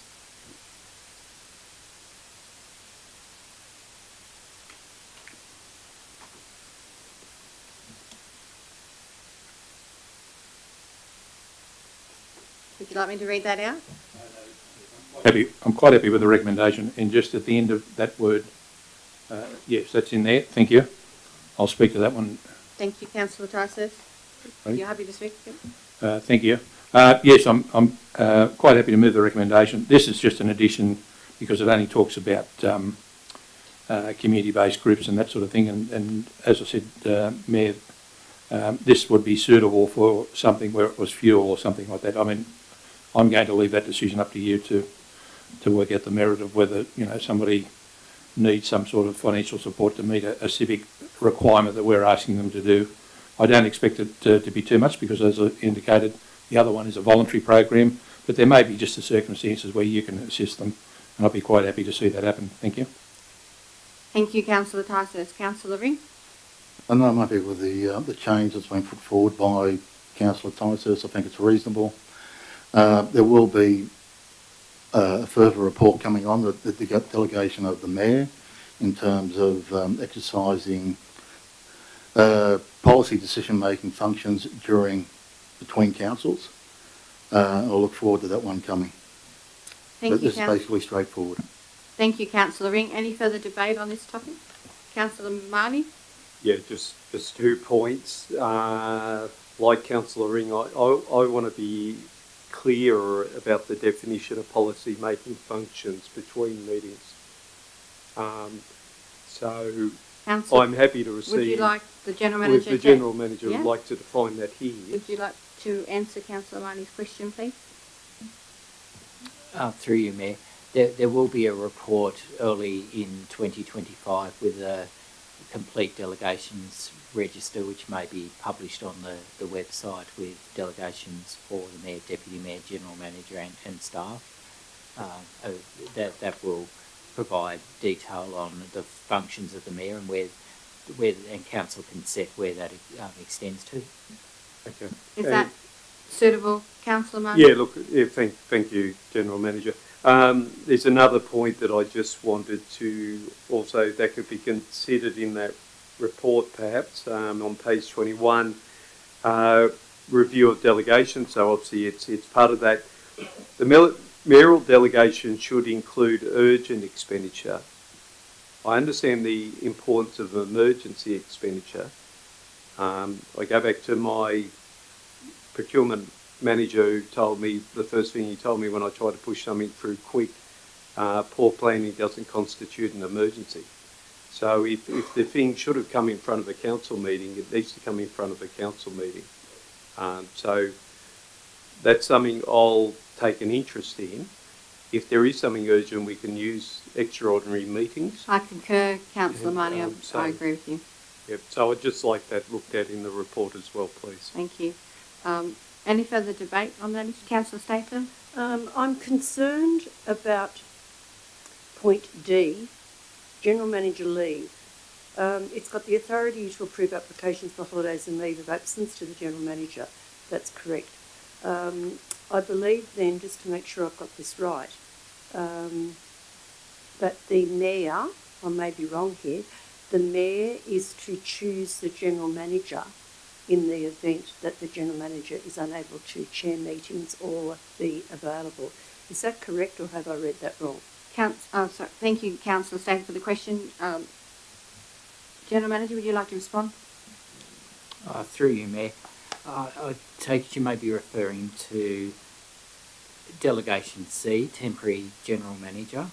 Yes, that's correct. So there is a provision in the Local Government Act that gives the Mayor the authority to appoint a temporary General Manager, either during the absence of the General Manager on leave or otherwise. So it's only for temporary short-term situations, such as annual leave is usually the main reason. I find that I could not do that when I was Mayor in either, I've never heard of it before, I've done some checking. That is an enormous task for any Mayor, male or female, to have the knowledge and the experience to select a General Manager. Councillor Statham. Sorry, the General Manager would like to respond again. Through you, Mayor. What it means is it would usually be on the recommendation of the General Manager, for example, another director. Just the usual circumstance where the General Manager takes a few weeks' leave, he may ask the Mayor's approval to appoint another director for that period is really the usual circumstance where that would be utilised. In my time on council, which has only been since 2012, the General Manager comes into you, I'm seeking leave, and I'm going to appoint Mr Elwood or Mr Trapp or Mr Jonathan Edgecombe, and that's how that goes. I would like that deleted. I'd like Councillor Tyson to reconsider temporary General Manager where it has the Mayor be given the authority to appoint a temporary General Manager, either during the absence of the General Manager or leave or otherwise. I definitely don't think any Mayor, anywhere at all, would want to choose it's operational, it's very operational, and how do we know which, I just think it's something that no Mayor should accept that position. You're more than welcome to put an amendment up, Councillor Statham, yourself, if you like, or unless Councillor Tyson agrees. Well, I'm happy to leave it in, but can I get the question, can I just find out what 351A of the Local Government Act is? Is that possible to put that up on the screen? So I just want to see what that actually says. the General Manager is doing that now. I'm just a bit concerned that is verbatim what is in the Act. In other we words, won't be we able to can't... get it on the screen, sorry, Councillor Tyson, but Well, the General Manager is currently doing... Yeah, if you could read it out. Doing the research for you.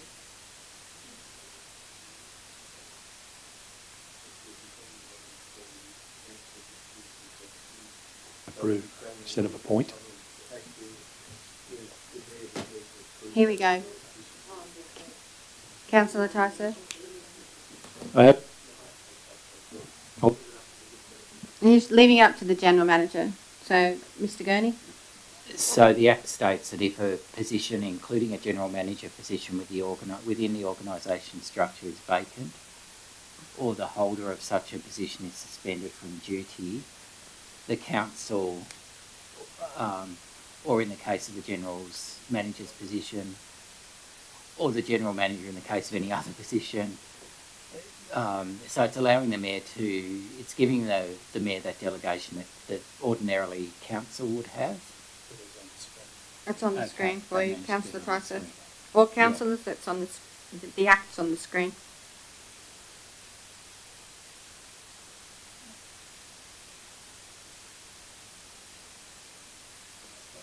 Yes, I think Councillor Statham might be right, because this is a this 351 is talking about where the general manager is not on leave, where the general manager is gone. The way I see that, that's not a leave position. Is that the way you would see it, Mr. Gurney? Through you, Mayor. I certainly have no issue with that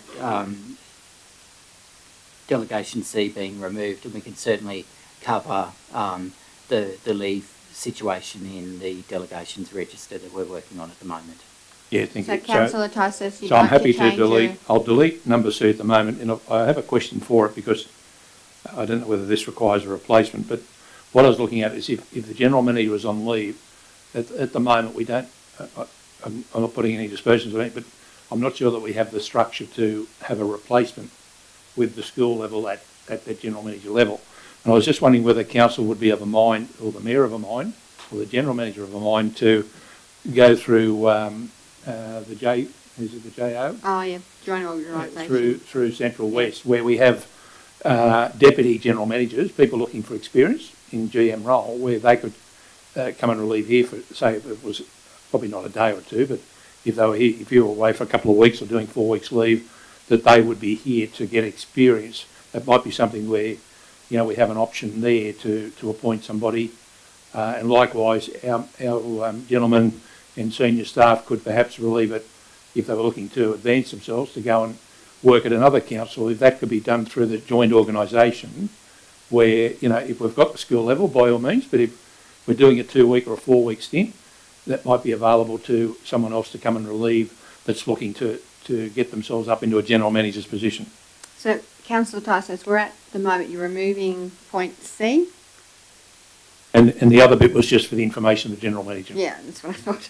So let's go back to the recommendation, which is point C. Councillor Renew seconded. Are you happy with that? Yeah, I'm quite happy with that. You're happy with that? Okay. So is there any further debate on that issue? Councillor Goodwin? I just think if we were going to offer it to people, we would offer it to our own staff first, if they wished to act up in another role. I think we'll take that.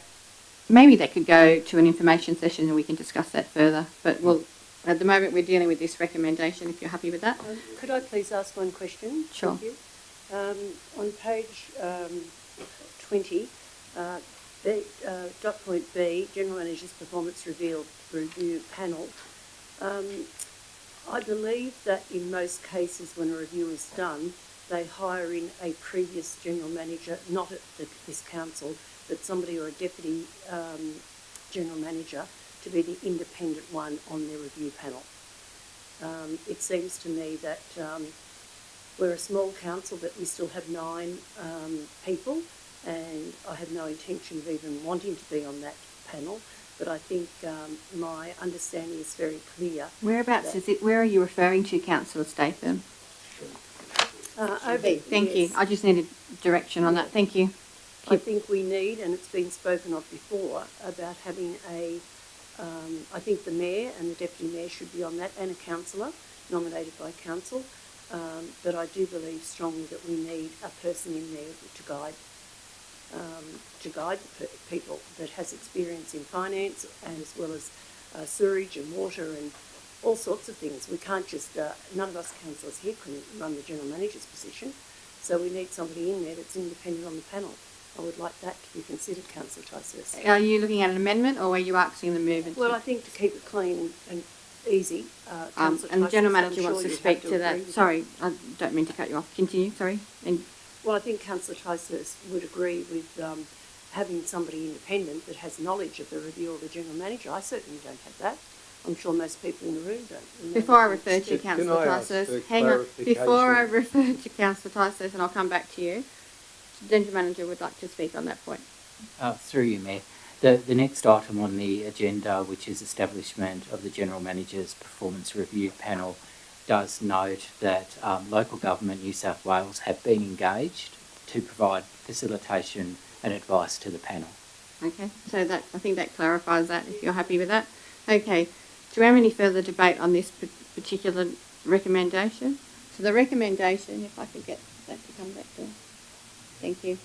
That the council, in addition to the functions outlined in section 226 of the New South Wales Local Government Act 1993 delegate the following to the Mayor of Lithgow City Council, and it goes through donations, mayoral reception, general manager's performance review, functions of the mayor, general manager performance review panel. It's moved by Councillor Tyson, seconded by Councillor Ring. I'll put it to you. All those in favour? All those against? Declare that carried. The next item is the establishment of the General Manager's Performance Review Panel. What is the will of the council? I'll move the recommendation and I'm happy to nominate myself. Yourself? Yep. Do we have a seconder? I'll second that. Okay, I think Councillor Statham was, yep. And you can, Seconding the motion. yeah, but also Councillor Tysus is nominating himself, is that correct? Do we have to nominate? Yep, is that right? So Councillor Tysus is being nominated as the person, the next, yeah, so Councillor Statham is seconded. Any debate on that issue? Can I just ask, is that a paid position or not? No. Okay, so we've got any further debate on that? No? I'll put it to you. All those in favour? All those against? Declare that carried. Okay. We now have item 3.1. Sorry? 3.3? Sorry? Yep. 3.3 is Council Delegate for Local Government New South Wales Annual State Conference. We've already got 2 that are going. This is about nominating a 3rd. What is the will of the council? I'd move it. I'd nominate Councillor Marnie.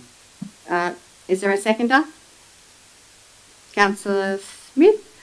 Any debate? Councillor Ring, you've moved that. No debate. Councillor Smith, any debate on that issue? No? Any further debate? No? All right, good. I'll put it to you. So that what we're voting on is that council nominate 1 councillor to attend the Local Government New South Wales Annual Conference with Mayor, Deputy Mayor, and we just need to put in there that it's Councillor Marnie that's the delegate. Yep. I'll put it to you. All those in favour? All those against? Declare that carried. Thank you, councillors. The next one is 3.4. Councillor Delegate to the Upper Macquarie County Council. Move the recommendation and nominate Councillor Statham if she wishes to do it. We actually have nominations received, Councillor Tyson. I've got 4, I believe. I'll just hand over to the General Manager, but we need to move that Council note an open voting method for the election of the open method to the election of 2 to Upper Macquarie County Council. So if I could have that moved. Move it. Move. Okay, can I have a seconder, please? I'll second it. Councillor Fredericks. If there's no opposition, I'll put that to you. All those in favour? All those against? That's carried. We do actually have nomination forms. I'm going to hand over to the General Manager, who will be the returning officer, if you're happy with that. Thank you, Mayor. So we have 4 nominations for the 2 delegate positions. So we would need to conduct a couple of rounds of voting to bring that down to the 2. So the nominations that I have, in no particular order: Councillor Goodwin, Councillor Statham, Councillor Ring, and Councillor Marnie. So I would put the vote to council as per the resolution for a show of hands. I'll go through I'll call each candidate's name and ask for a show of hands. Whichever councillor has the least number of votes will be excluded from the next round, and I'll repeat that until we get to 2. So Can I just ask, are you going to announce them in the order they were received, like we did with the... Is there some order what time frame they came in, so just to be fair to the candidates? Sure. I received Councillor Rings this afternoon. Before the meeting, I received Councillor Goodwin and Councillor Statham at the same time, and finally received Councillor Marnie. So I'll put them in that order. Councillor Frederick would like to speak. I just have one thing to ask. is it possible, maybe, if we can get the councillors that have nominated themselves just to give us a quick reason as to why they want to be on it, just so that way we have all the information and we can vote unbiasedly and informed? Actually, I think that's a pretty good idea. So, unless the council, do the councillors happy to do that? Yeah. Yep. Okay. So we'll go in the order of the nomination. So, Councillor Rings, you put in your form first. Did you want to go first? You were nominated first, General Manager. I received Councillor Ring's form this afternoon. Yeah. So you were first. So you might as well go to. Okay. Nomination. I have been on the committee before, but I've also had over 30 years in protected area management through national parks. Although primarily at Hartley Historic Site, I did a lot of acting positions and was responsible for weed management programs in a number of areas.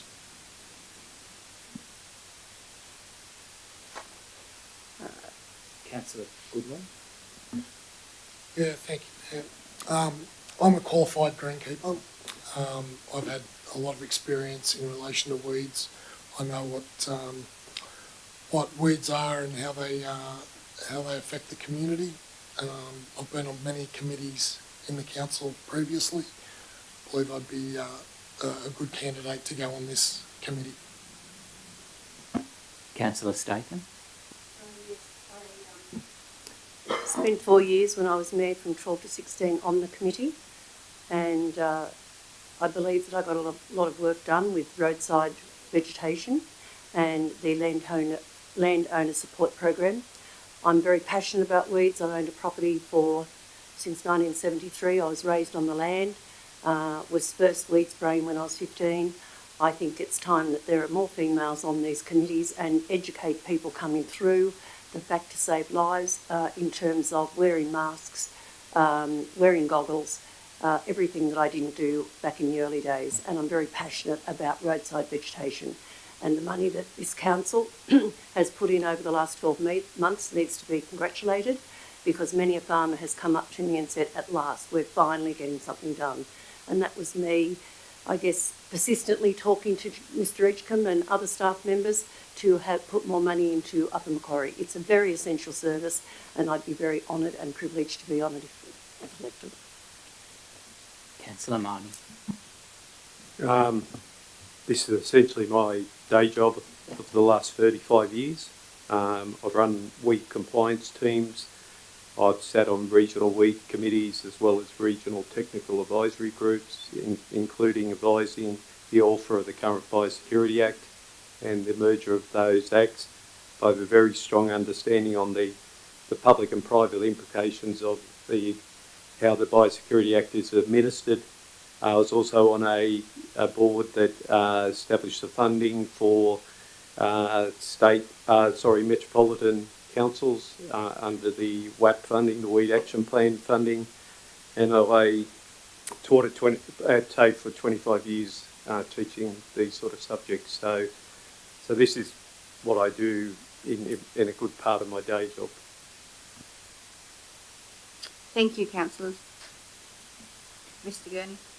So I'll ask councillors, and I'll just keep a record of the votes. I'll read out who votes for each nominee. First, Councillor Ring. So Councillor Ring, Councillor Smith and Councillor Coleman. So that's... Yes, yeah, that's right. Yeah. Councillor Goodwin. So I have one vote from Councillor Goodwin.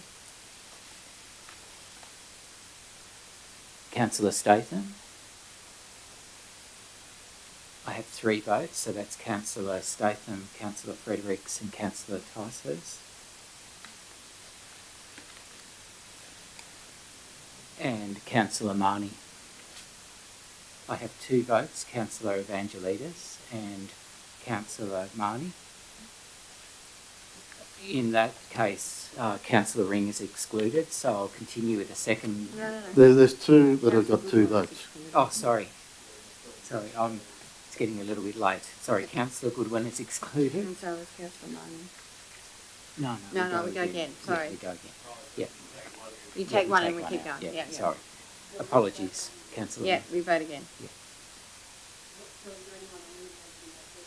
Councillor Goodwin, yes.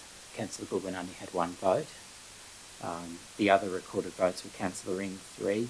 The same as the mayoral and other votes where the last one goes and then we go again. Yeah.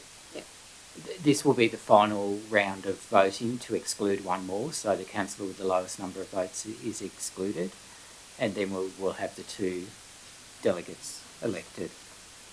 So again, I'll go in the same order. For Councillor Ring, I have 2 votes. Councillor Ring.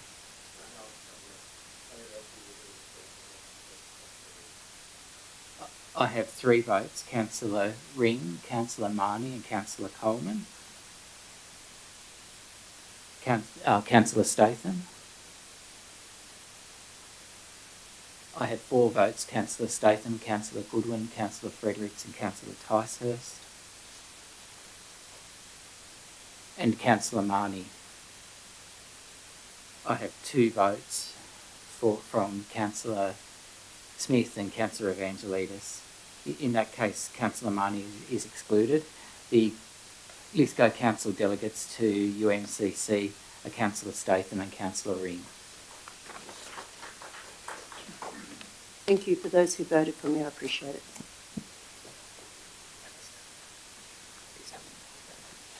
Thank you, General Manager.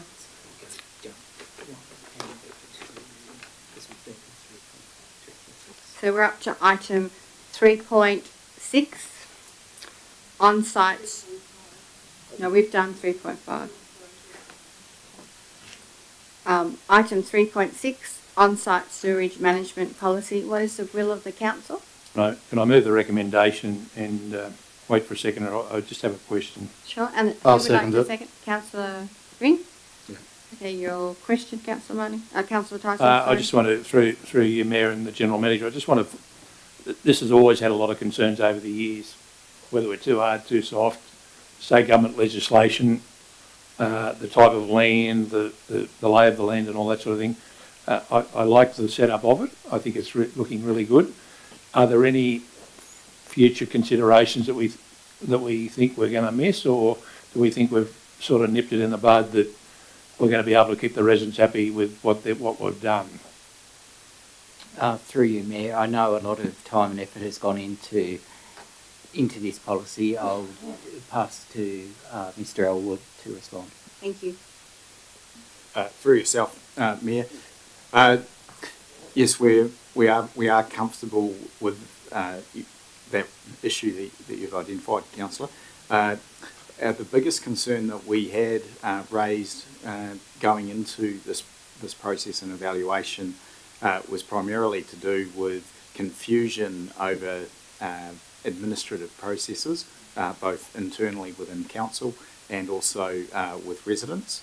So this approach has basically been looking at how can we simplify or make it clearer what the process is moving towards. The future considerations primarily relating to potential implications on a financial level. So ensuring that we are not reducing extensively the revenue income through the fees and charges, which is why the look at a flat rate generally has been applied as well. The public exhibition period that went out, we had some queries along those same issues from property owners that had on-site systems wanting to know what the implications would be in that sense. We subsequently did not receive any formal submissions in that sense.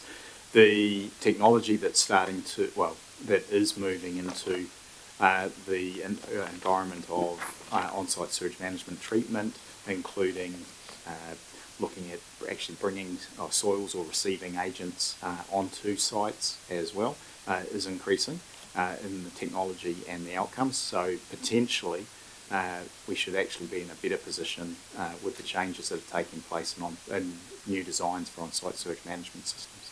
Is that satisfactory, Councillor Tyson? It is.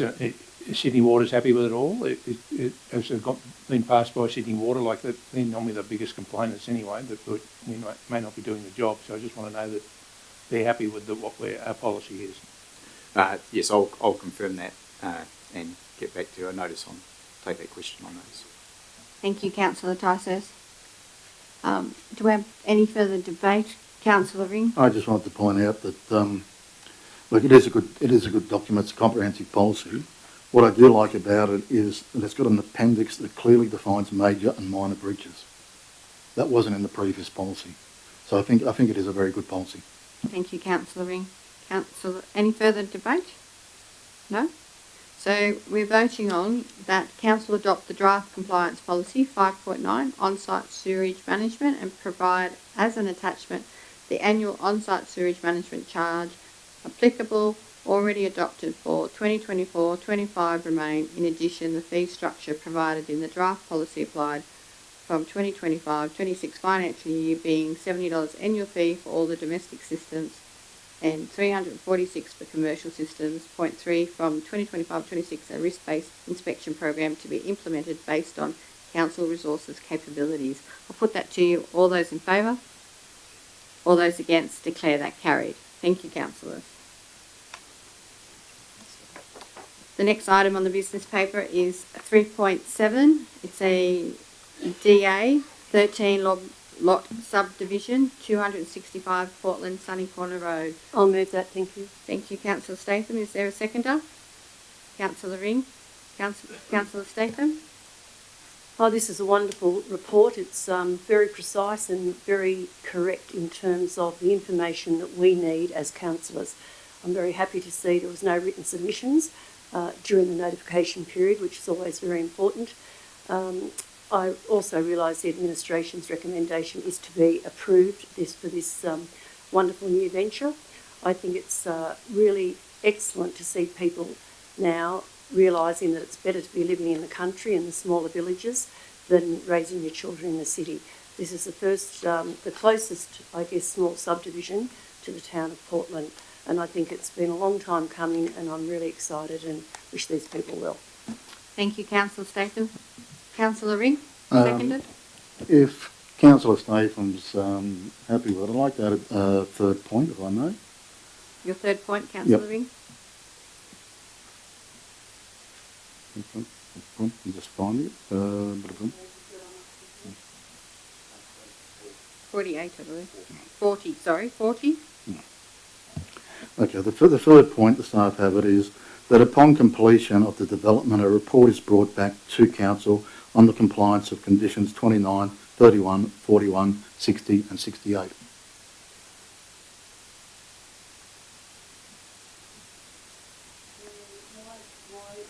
Can we have them up on the screen if we possibly can? Can we wait for that? Well, Are you happy to just speak to that? I'm happy to speak to it. Yourself, I think Councillor Marnie was there. We've had issues at the Carriers Arms at Lithgow, and that had to do with inadequate controls on stormwater management and other issues, leading to potential pollution into the Cox's River. It's not enough just to say, yes, we're going to approve this. We need to be satisfied that certain conditions have actually been enacted on. And what I'm talking about is compaction and deflection testing, the reports that are brought back to Council for roads, that's condition 29. Condition 31 is drainage design. I'd like to know the outcomes of that. Condition 41, stormwater detail, reports to be brought back to Council.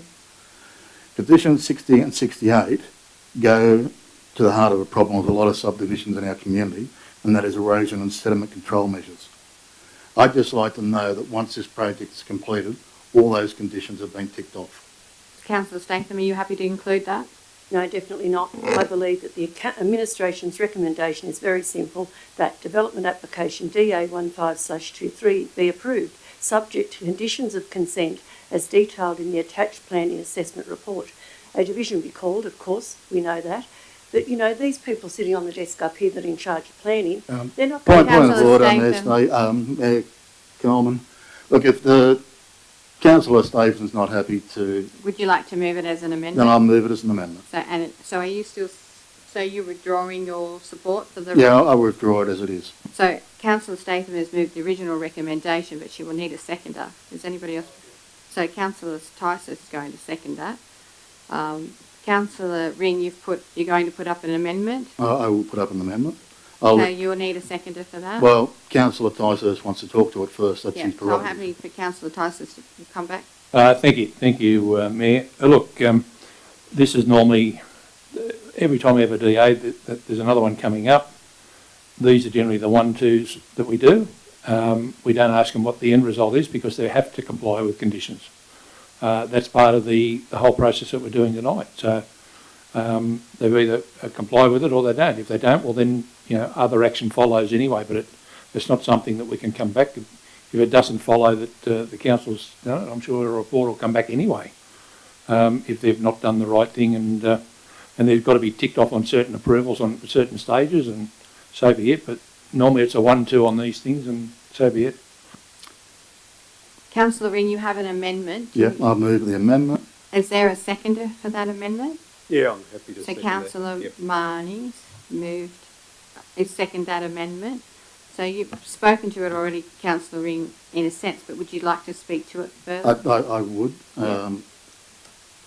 We don't have many developments come to council, but given the experience out of Carrie's Arm, I think it's incumbent upon us to, when we make the decision, that we're comfortable at the end that everything's been done and dusted.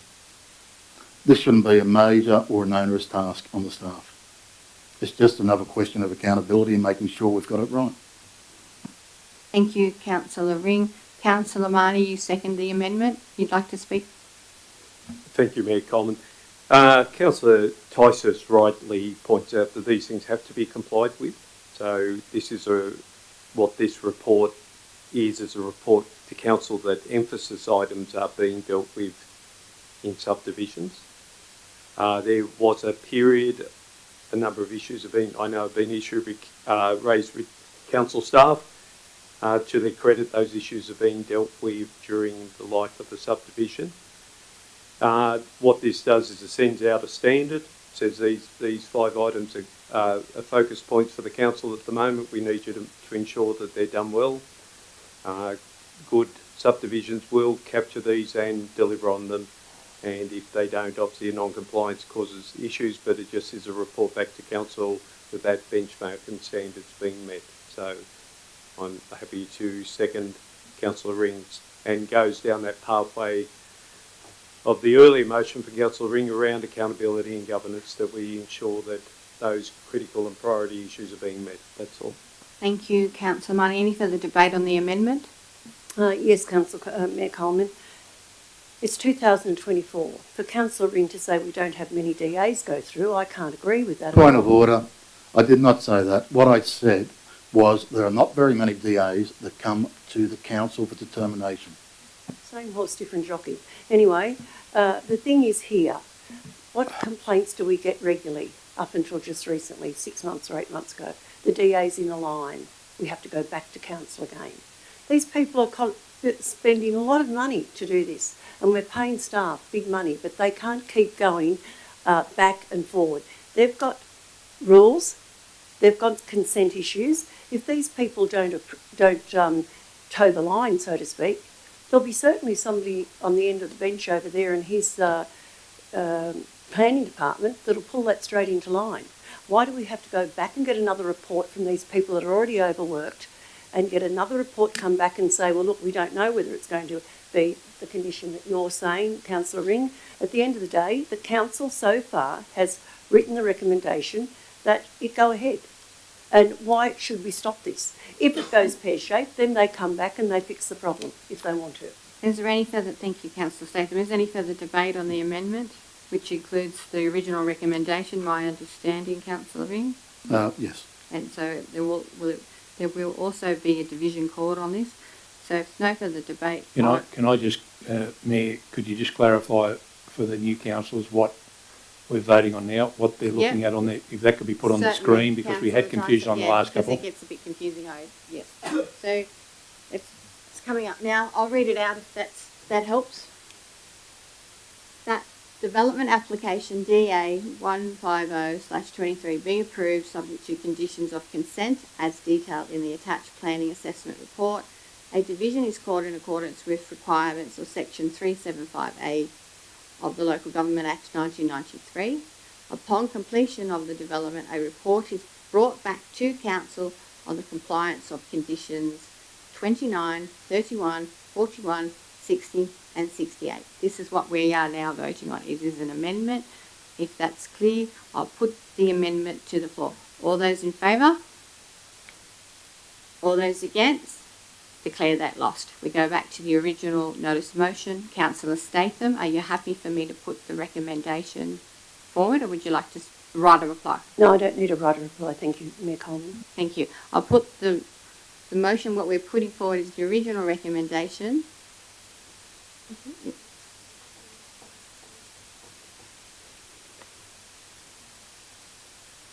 If I could just have the screen down, please. So that we, It's 1 and 2 is printed in the agenda. yeah. That the development application DA 150/23 be approved subject to conditions of consent as detailed in the attached planning assessment report. A division be called in accordance with requirements of section 375A of the Local Government Act 1993. I'll put that. All those in favour? All those against? Declare that carried. I call the division. All those in favour? Councillor Statham, Councillor Goodwin, Councillor Evangelidis, Councillor Ring, Councillor Smith, Councillor Marnie, Councillor Fredericks, Councillor Ticehurst. The motion is carried.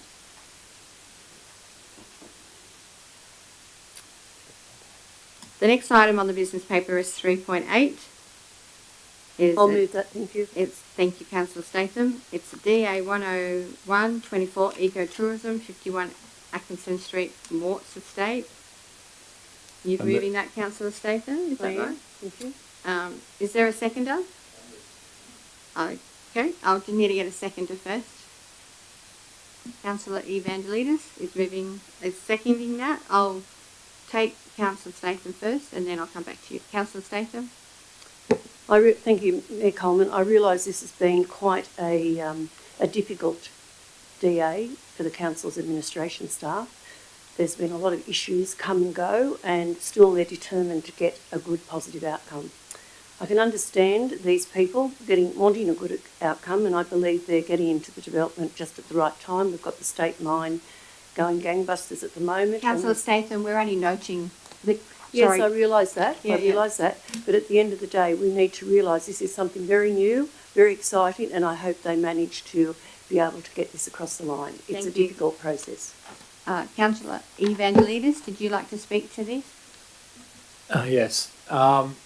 Yeah, I agree with Councillor Statham. I think we need this type of tourism for the area. I'm not across about exactly where it is. I would like a site visit, if it was possible, for all the councillors. But from what I understand, it's pretty much an area that's not doing much. Mm. So, yeah, anyway, I support Councillor Statham on this. Councillor Ticehurst, you have an amendment? I might ask a question first because you might answer it. I noticed on the previous report we're talking about no written submissions were received during the notification period. I hope that this report has whatever the written submissions are. Is that going to be part of the report coming back? Because I understand there were some issues and hopefully they've been resolved. Through yourself, yeah. Yes, the report, the determination report that comes to council will outline the submissions that were received and some of the discussions that have taken place as well. Does that satisfy you, Councillor Ticehurst? Thank you. Any further debate? Yeah, Councillor Mayor, Ring? I'd like to add a third point. I'd like to move an amendment. Your amendment, Councillor? That the administration organises an on-site meeting for councillors, residents and the property owner. Councillor Statham, are you happy with that? Because that's what you mentioned before. Absolutely, yes. Okay, let the go So in there. include that, Councillor Statham, yeah? Yes. Councillor Evangelidis, you're happy with that? Because you mentioned that as well. Yeah? So that's third point. Councillor Marnie? Just a quick point. in the consideration. Yes, agree, it's important tourism infrastructure. We are looking at 20 car movements possibly every day. There may be 30. We've got an interesting interplay with a level crossing with rail tourism possibly moving forward again, plus Atkinson Road as a spine entry into the state conservation area. Not so much a concern for the developer, but certainly a point of interest for us in our arterial road network, and making sure that we're seeing this one coming down the road at us, because the top end of it's starting to fall apart as it is without this additional load going into it from both the state conservation and this development as incremental elements. So that's the only consideration, and wouldn't mind hearing. Yes, clarification on that, Councillor Marnie. Yeah, if yeah. Mr. Edgecombe. So we have costed the full upgrade and reconstruction of Atkinson Street to not just deal with the increased traffic from this development, but also the Gardens of Stone, and we're continuing to lobby and advocate for that funding to be included as a necessary part of the Gardens of Stone greater project. Thank you, Councillor Marnie. Thank you, Mr. Edgecombe. Is there any further debate on this? Oh, Councillor, yes, you write a reply. Mayor Coleman, the development application was called in on the 26th of August by yourself. May I ask why you called that in? Yes, I'm happy to answer that. I had residents approach me and lobbied me and asked me to call it in. They had concerns, so that's why I'm glad that that third point has been put into place, because they would like to be at that site inspection. Yeah, I think the Gardens of Stone are going to be an amazing idea for Lithgow. I think it's going to grow Lithgow. I think it's going to be a real tourist attraction. And what Mr. Edgecombe has said today, they're putting some, trying to get some quotes on that road. I think that we've got to forget about too much traffic, and I value and respect the people that live out there. But traffic means business, business means profit, profit means survival. So we need to make sure that we can put in for some funding for this road, as it will be necessary, because the Gardens of Stone are going to build Lithgow into something we've never seen for a long time. And I think the traffic, yes, it will be, and it's awful if you're having trouble with too much traffic, but at the end of the day, as I said, we've got to put up with the traffic to get some things here to stay and secure Lithgow's future. I'll take that as your right of reply. Councillor Statham, are you happy with that? Yes, thank you. I'll put that to you. All those in favour? All those against? Division needs to be called. Mm-hmm. No division needs to be called. Yeah, it's only report. So I'll call, that's carried. Thank you. Okay. Item 3.9. Move the recommendation. Hampton Road Civil Works tender. Who moved that? Councillor Tysos. Is there a seconder? I'll second that. Councillor Statham. Councillor Tysos. Don't need to comment. Happy with it. Councillor Statham. Yes, I think it's a great report, positive report, and I welcome the positive report. Thank you. Any further debate? Councillor Goodwin. I'd just like to know where it says in point 2 that accept the schedule of rates approved by Gracie's Earth Moving Excavation Proprietary Limited for additional works as may be required for the rehabilitation of Hampton Road. How much of these additional works going to be, and are we able to cap that at a cost so it's just not ongoing? Mr. Edgecombe. Through you, Mayor Statham, that's a good question. Slip of the tongue. God, I was hoping to not do that, but I've done it. So the cat's out of the bag. Mayor Coleman, my apologies. Now I've lost my train of thought. Oh, the schedule of rates. Yes, absolutely. Generally, those additional works are only required as a result of when we pull the road surface off, not quite knowing what's underneath there. You can only core hole so many different locations until it starts becoming absolutely no value for money. The project cap is an important one, and we consider that to be the overall project value of 2.3 million. There does need to be significant bitumen sealing and other works in terms of in-situ stabilisation and the like that will be included as part of this broader project. So taking those costs into account, we can confirm that the overall project cap is that $2.3 million, and the further work required being in the financial aspect of the report being vegetation control, latent site defects and bitumen seal and reseal. Thank you, Councillor Goodwin. Does that satisfy you? Thank you. Yeah, Mayor Coleman? Yes, Councillor Ring? If for you I could, that's your fault. If I can ask a question for you to the administration, this project's at a cost of around 230,000 for this works. My understanding is 250,000 plus, that's outside delegated authority. So anything above $20,000 would have to come back in variations to council. Mr. Edgecombe? I wouldn't think so, because the council has already approved the tenderer. I would suggest, though, that if the variations exceed, well, in this sense, it's greater than 10%, and that does equal 20,000, so it's a happy coincidence. So, yeah, I would suggest that if the project variations are significant, we would be re-reporting it to council anyway. Yeah. Can I move an additional point, if I may? Yes. Are you doing a point or well, amendment? If the mover and second are happy, What's your point? If variations exceed 20,000 XGST, they are to be referred to council.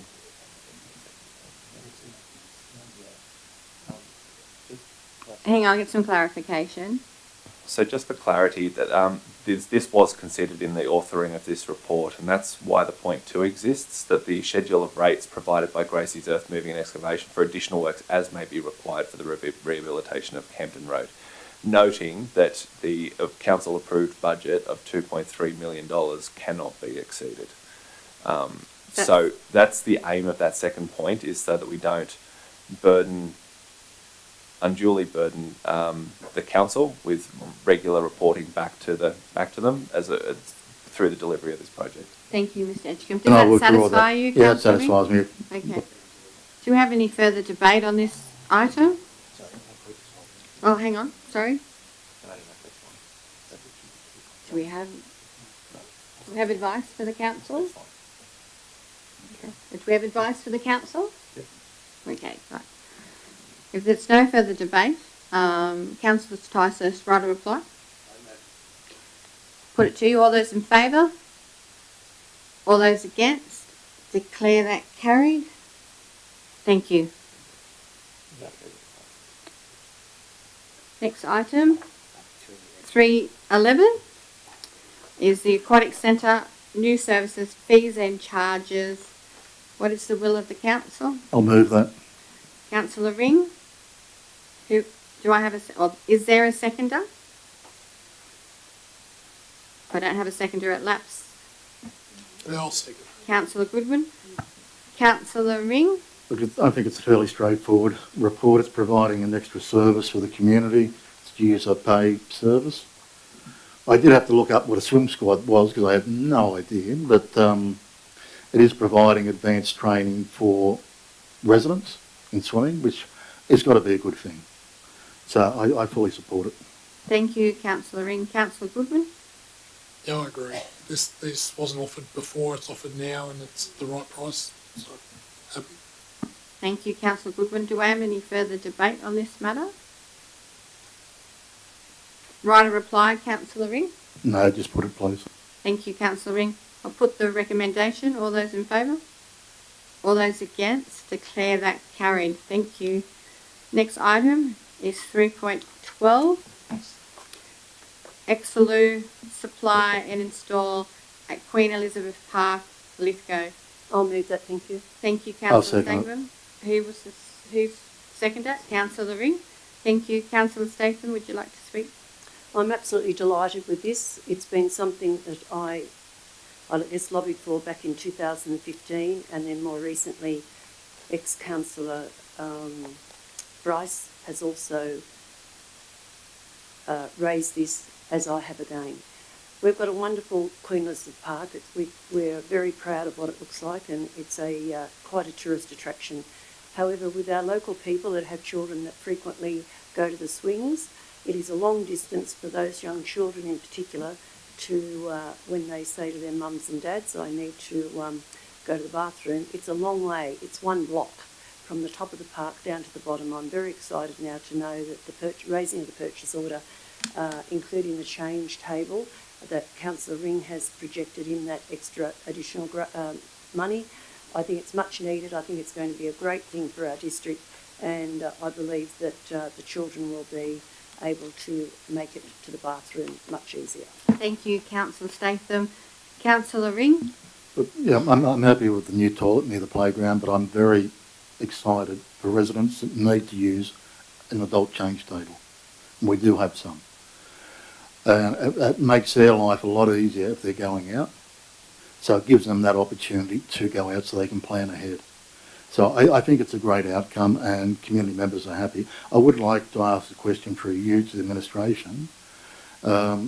Is there a register or a site where we can record public toilets or toilets of this nature where there is an adult change table? Mr General Manager, or through to Mr Edgecombe, whoever would like to answer this. Mr Edgecombe. Through you, Mayor Common, there are indeed, I'm going to be on a run with those tonight now, I can tell. There are indeed those services. I think the New South Wales Government themselves have an app or something similar that offers that. So, yeah, we generally provide updates regularly when those new assets are added. Councillor Ring, does that satisfy you? More than satisfies me. I was asked by a resident. Thank you, Councillor Ring. Mr Edgecombe. Is there any further debate on this topic? I'll just hang on, Councillor Evangelides. Yeah, I think this is great. I've got a 6-year-old. Yasmin explained to me before I came to the meeting. Let me initially wishes known. Yeah, it changes everything. I mean, the kids are so busy playing, then all of a sudden they've got to go to the bathroom. There's no way we get down there in time. So, yeah, this is absolutely fantastic. The kids of Lithgow, thank you. Thank you, Councillor Evangelides. In credit where credit's due, Councillor Statham did lobby this. I lobbied for this. Former councillor also lobbied for this, so it is a great initiative. If there's not any further debate, Councillor Statham, your right to reply? Yes, just very quickly. Something that I've always been really, I guess, a bit fastidious about is consultation and communication. I'm absolutely delighted again that written advice will be provided to user groups of Queen Elizabeth Park and Club Lithgow alongside adjacent residents and businesses 4 weeks prior to the Exaloo installation. So I think that's a wonderful idea. Thank you. Thank you, Councillor Statham. We've got a motion on the floor. I'll put it to you. All those in favour? All those against? Declare that carried. Thank you, councillors. Item 3.13, I believe. Yeah, happy to move. The sewer mains relining. So that's moved by Councillor Marnie, seconded by Councillor Ring. Councillor Marnie. Look, obviously people know my interest in this, and it's very pleasing to see some of the relining going. We're watching with sewer pumping stations being replaced, so lots of the infrastructure at the heart of some of our service failures at time is being actively renewed, so we need to make sure we take time to make credit. Also, like the fact that you've developed a schedule of rates out of it. If you do have savings, that you can apply that across other priority areas in the catchment. I'm assuming the selection is based on some prioritisation matrix. Can I ask a question, and I'm happy to follow this up because it's a little bit specific, just in relation to joint access, particularly in subdivisions that were done in the early 1900s. So what we've got is another legacy issue sitting in those older estates where people would have assumed that they're public assets. I'm now led to believe they're private assets and won't be captured under any rectification plans. And understanding that clause 162 of the local government regulation has come into play, but the problem for this is we've got a retrospective situation that dates back prior to the implementation of that regulation. So with all these regulations, retrospectivity, I just need to understand that people aren't being unfairly treated through that process. So I'm happy to write to you, perhaps if we can come back to an operations committee to give some advice on that We might Just- get some advice for you now if we can, or would you prefer it in writing? Mr. Ebskin, I'm guessing this is your area. Or Mr. Trapp? Trapp. He'll provide a memorandum. Is that okay? Yeah, that's okay. All right, Yeah, thank you, Councillor Marnie. Councillor Ring? No, looking like Council Marnie, got similar interest in sewage. Sewage is not a one of those sexy topics, as Mr. Trapp advised the business community the other night, but it is critical as a foundational building block for our communities moving forward. What I was happy, and I do thank Mr. Trapp, the schedule of rates wasn't involved on the docks on taps. I requested that, and that was sent out to all the councillors. It was good to have that to see the level of complexity in the works involved. Thank you. Thank you, Councillor Ring. Is there any further debate on this issue? Councillor Staker? Congratulations to Mr. Trapp and his staff. I think it's they've undergone a really difficult process and a project, so I think it's a great outcome. And I'm glad to see that authorise the General Manager to execute the contract on behalf of Council under delegated authority between Council and Interflow Proprietary Limited in accordance with the tender for sewer mains relining. Thank you, Councillor Statham. Any further debate? Okay, we've got a motion on the floor. I'll put it to you. All those in favour? All those against? Declare that carried. Thank you. Item 3.14, which is Investment Report, August 2024. What's the will of the council? Mayor Coleman, could we deal with item 3.14 and 3.15 as one item and just block vote them? I'll second that. Yeah, are you going to move that way? I'll move that as long as no one's opposed to Does it. anybody oppose that? No? So you're moving that way. Yep. Councillor Statham, you said you're happy to second that. So if you're happy to do that and Councillor Statham is second that, is there any debate? Also, Councillor Ring, you've moved that. Would you like to speak to both reports then? No, I think the reports are straightforward, and I think the new councillors may need further training in financial reports to get a better understanding of them. And it's just after 10, so I think let's just move it and get along. Okay, so you've moved a motion to lock that, so you're moving that. Councillor Statham's moving that as well. I'll put that to you. All those in favour? No, I just wanted to, if Councillor Ring wants to also include the next one at 317. It's a simple one as well. Councillor Ring? Oh, yeah, I'm more than... Oh, sorry, 316. Yeah, more than So happy. is it Yeah. 315, 316? Move the whole three together. Yeah. 15, 16, 17, Councillor Ring, is that right? Yep. 14, 15, 16, sorry. 14, yeah. 14, 15, 16. So More than happy with that. you're moving that we move them as a block? Block, yes. Yeah. Councillor Statham, you're happy to do so? I'll put that to you. All those in favour? All those against? Declare that carried. So that's moved as a block. Now we need to move the recommendations. 3 recommendations. So you're moving the recommendations? Yeah, move both recommendations are accepted. All 3 All recommendations? 3, sorry. So all 3 have to be moved because they need an item number? Yep, as together. And Councillor Statham, are you happy to second that? So you're happy to second it? So Councillor Ring, did you want to speak to the 3? No, before? just put it to the vote. You're happy to put it? Councillor Statham, you don't wish to? Okay. No debate. I'll put it to you. All those in favour? All those against? Declare that carried. Okay. Item 317. Policy 9.21, councillor and staff interaction. I'd like to move that with an additional point, please. Councillor Ring, and do we have a seconder? Councillor Marnie, what's your extra point? The extra point is that Schedule 1 is amended to include the executive assistant to the general manager and mayor. Okay, yeah. You might need to slow down for those Sorry. typing the minutes. She has, they've got an electronic copy. Oh, okay, fabulous. That Schedule 1 is amended to include the executive assistant to the general manager and mayor. Councillor Marnie, you seconded that? You're happy with that extra point? Councillor Ring, would you like to speak to it, please? Schedule 1 lists all the senior staff or staff that we can directly access and talk to.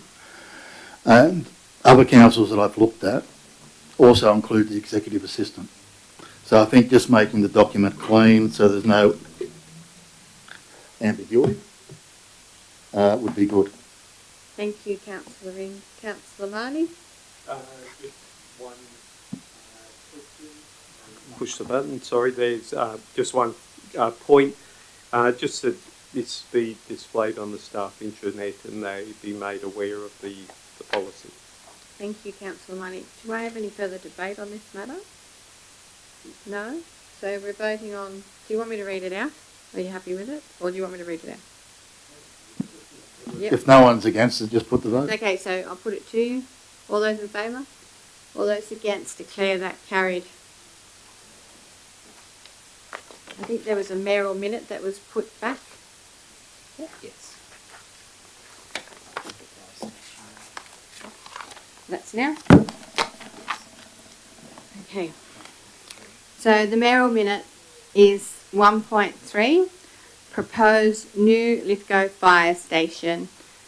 New South Wales Public Works recently notified the council that the Fire and Rescue New South Wales are proposing to construct a new fire station in Lithgow with the intent of amalgamating the two existing stations, Lithgow and Lithgow West. There is an agreement. Senator, if I may, I don't think it needs to be read. So you're happy for me just to put the recommendation? Yeah, absolutely. Okay. All the councillors have a copy. The only thing I think when not reading it is the public don't get to see what the Because I'm getting feedback from others, Councillor Tyser. So what is the will of the council? Do I read it or do I not?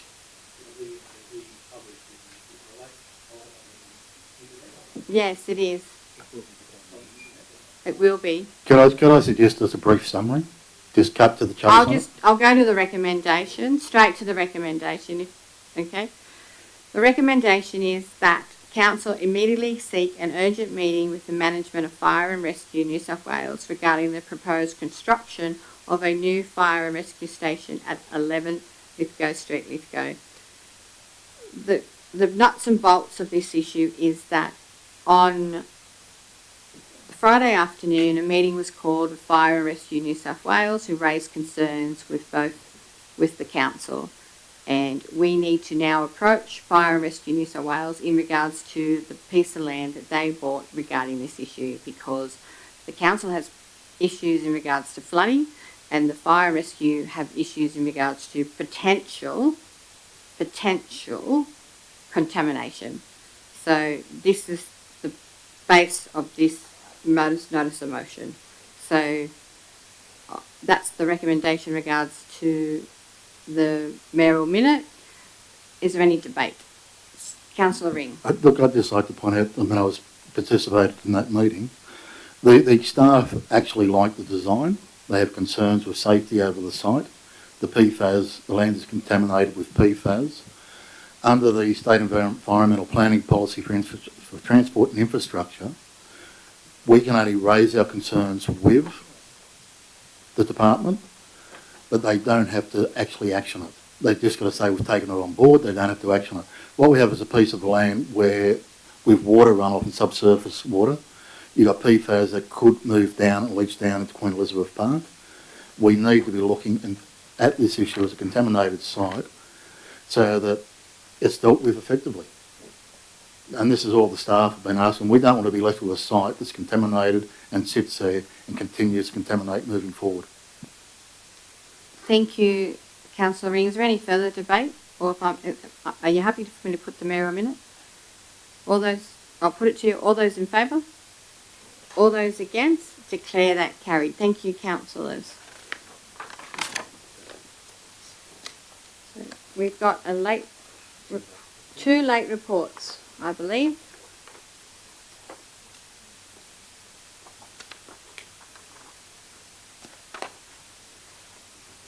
So it's 1.1, targeted biodiversity surveys, Walgan Road reconstruction. Would you like, and the administration recommendation is, sorry. No. That council appoint EMM Consulting Pty Ltd to undertake targeted biodiversity surveys for a cost of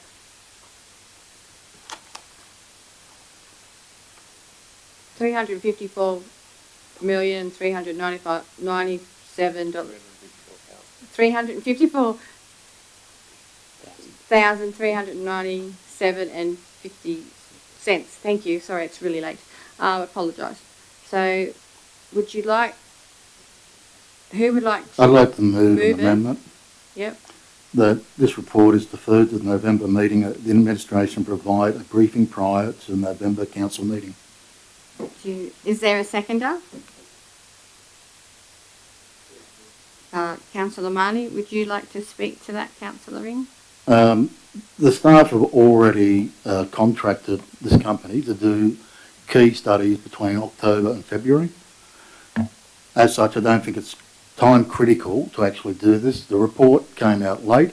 There was a 90-page attachment, and I think I'd like to have the time to discuss. I do have issues that I'd like to ask. Given the time of night, I think it's better if there's an information session, we can ask questions and get answers. It's not going to impact on the project. It's required moving forward, but the bulk of the work will be done after this period. It's not going to impact on the project or the overall project for Walgan Valley. Thank you, Councillor Ring. Councillor Marnie, you'd like to speak to this? No? Okay. Is there any further debate on this? No? Put You're it. happy for me to put it? All those in favour? All those against? Declare that carried. Thank you. The second late report is 3.19, which is tender evaluation, Main Street CBD footpath improvement stage 2. The recommendation is that council note the tender evaluation for 10/17/24 Main Street CBD footpath improvement stage 2 and deficiencies highlighted in the tender response. Resolved to not accept any tenders received and enter in negotiations with compliant tenders, civil construction in accordance with clause 178 of the Local Government Regulation 2021. Authorise the General Manager to execute the contract on behalf of Council under delegated authority. Note that further report will be provided to November 2024 ordinary meeting to report on the outcomes of the negotiations. What is the will of the council? What is the will of the council? I'd like to move an amendment to point 3. Yep. And your amendment is? As the end of it is, I'll read it out. The authorise the General Manager to execute the contract on behalf of Council under delegated authority as long as it is in the approved budget. Is there a seconder? Councillor Evangelidis. A seconder. Councillor Ring, would you like to speak to that? This is a critical project. We've all lost money. I don't want to see us lose money, but what alarms me is we're entering something where there's a number of costs that we don't know. They haven't been negotiated yet. As long as it's, my concern is if they blow out, where's the money coming from? As long as those costs are within budget, I've got no problem. If they're out of budget, then it's got to definitely come back to council. Thank you, Councillor Ring. Councillor Evangelidis. Yeah, I agree with Councillor Ring. This is a really big topic of the community, and we can't stuff this one up. So the more information, the more knowledge we have, the better. Thank you, Councillor Evangelidis. Any further debate on this issue? Councillor Statham? Yes. As much as I don't like to say this, I would like to put it on the record that I definitely did not know about this funding. I've been accused of knowing about it and lying. I did not at any stage know about the funding as Mayor of Lithgow City Council until I was on the way to Canberra with the General Manager. So for those people listening at home, some of my friends have accused me of lying. I'm not lying. I did not know anything about the funding. Thank you, Councillor Statham. Any further debate or commentary? Right a reply, Councillor Ring? No, just put the motion, please. I'll put it to you. All those in favour? All those against? Declare that carried. Thank you, councillors. So now we're up to item 4.1, Audit Risk Improvement Committee minutes. The 10th of September. Could I move the next three items be dealt with? There's nothing in the recommendations that's separate. noting this and noting that, so I move the whole three together. So, you're moving it as a block? You're happy? Sorry, Councillor. Can I speak to two items very briefly? So in if you doing speak that? to them, so you're moving that as a block? Yep, and so is there a seconder, Councillor Goodwin? Yep. Oh, you're going to speak to it anyway. Okay, so we'll put that it's moved as a block. So I'll put it to you. All those in favour? All those against? Declare. Yeah, I'm just moving them as a block and then we'll come back. Yep. So all those in favour? All those against? Declare that carried. We'll come back and so we'll be moving all of them as a block, but we're moving the three recommendations as well, but you're happy to speak. So we'll go back to, so Councillor Marnie, who would like to move the recommendations themselves? Yep, because we need, yeah. I'll second it. So, all right. And then you can speak to it, Councillor Marnie. And you can speak to each report. I'll be brief. Just noting that the farmland rating is still under review and a new policy to be created and put to council. Can we be advised as that unfolds, this coming out of the ARIC committee? There is certainly some interest in that area.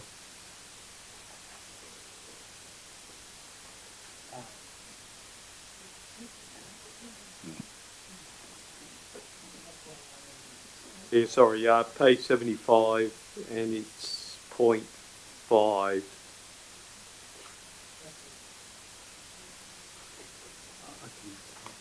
The General Manager is happy to answer for you, Councillor Marnie. Okay, thank you. Through you, Mayor. The farmland rate, the draft farmland rating policy will come to the councillor information session next Monday evening with a plan to then take it to the November meeting to go on public exhibition. Thank you, Councillor Marnie. Do you have any further comments about any of the other reports? Because we're moving them as a block.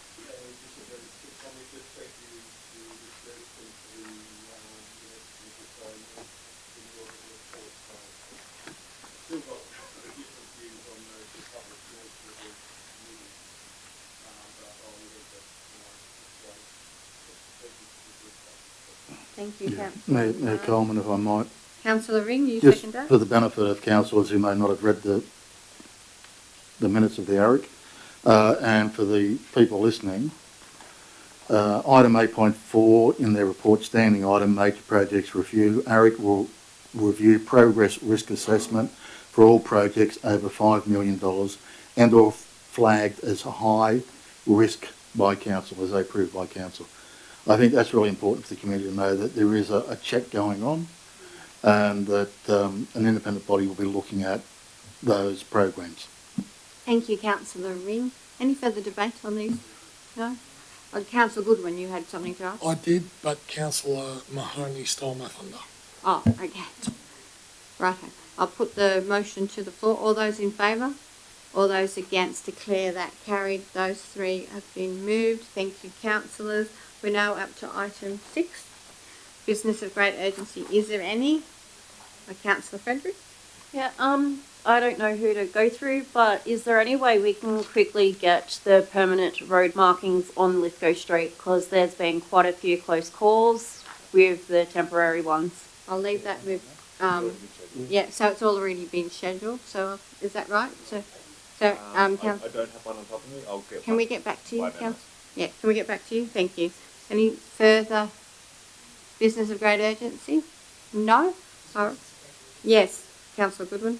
I did flag something with Director Trapp today in relation to PFAS. If we could possibly maybe get a report, like a media report as to maybe the levels in our water system, just so the community know where we're at. There's a lot of talking in the community about PFAS in adjoining LGAs. I think if we can get something out that lets the community know the levels that are acceptable, the levels that we have in our system, then people will probably be a little bit... Are you able to do that administratively through a memo to the councillors? Are you happy with that, Councillor Goodwin? Yep. Thank you. And possibly a media release to let people know. We'll have a look at that for you. Thank you. We'll take that on advisement. Is there any further business of great urgency? No? Okay. Moving on, we need to go into closed council, but I will need a motion to move us into closed council. I'll move that I'll way. second it. So Councillor Statham's moving that. Councillor Goodwin is seconding that. If there's no opposition, I'll put that to you. All those in favour? Yes? All those against declare that carried. We now go into closed council.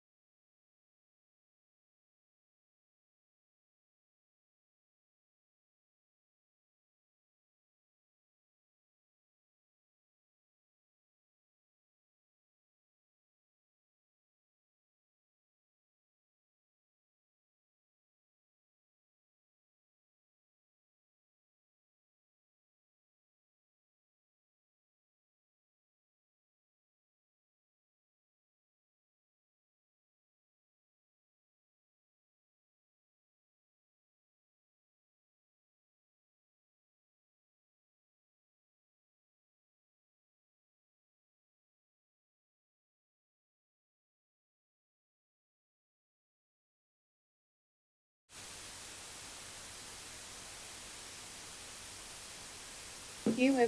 We will now, we've just resolved 13.1, which was moved by Councillor Ring and seconded by Councillor Statham, and the General Manager will read out the recommendation that was carried.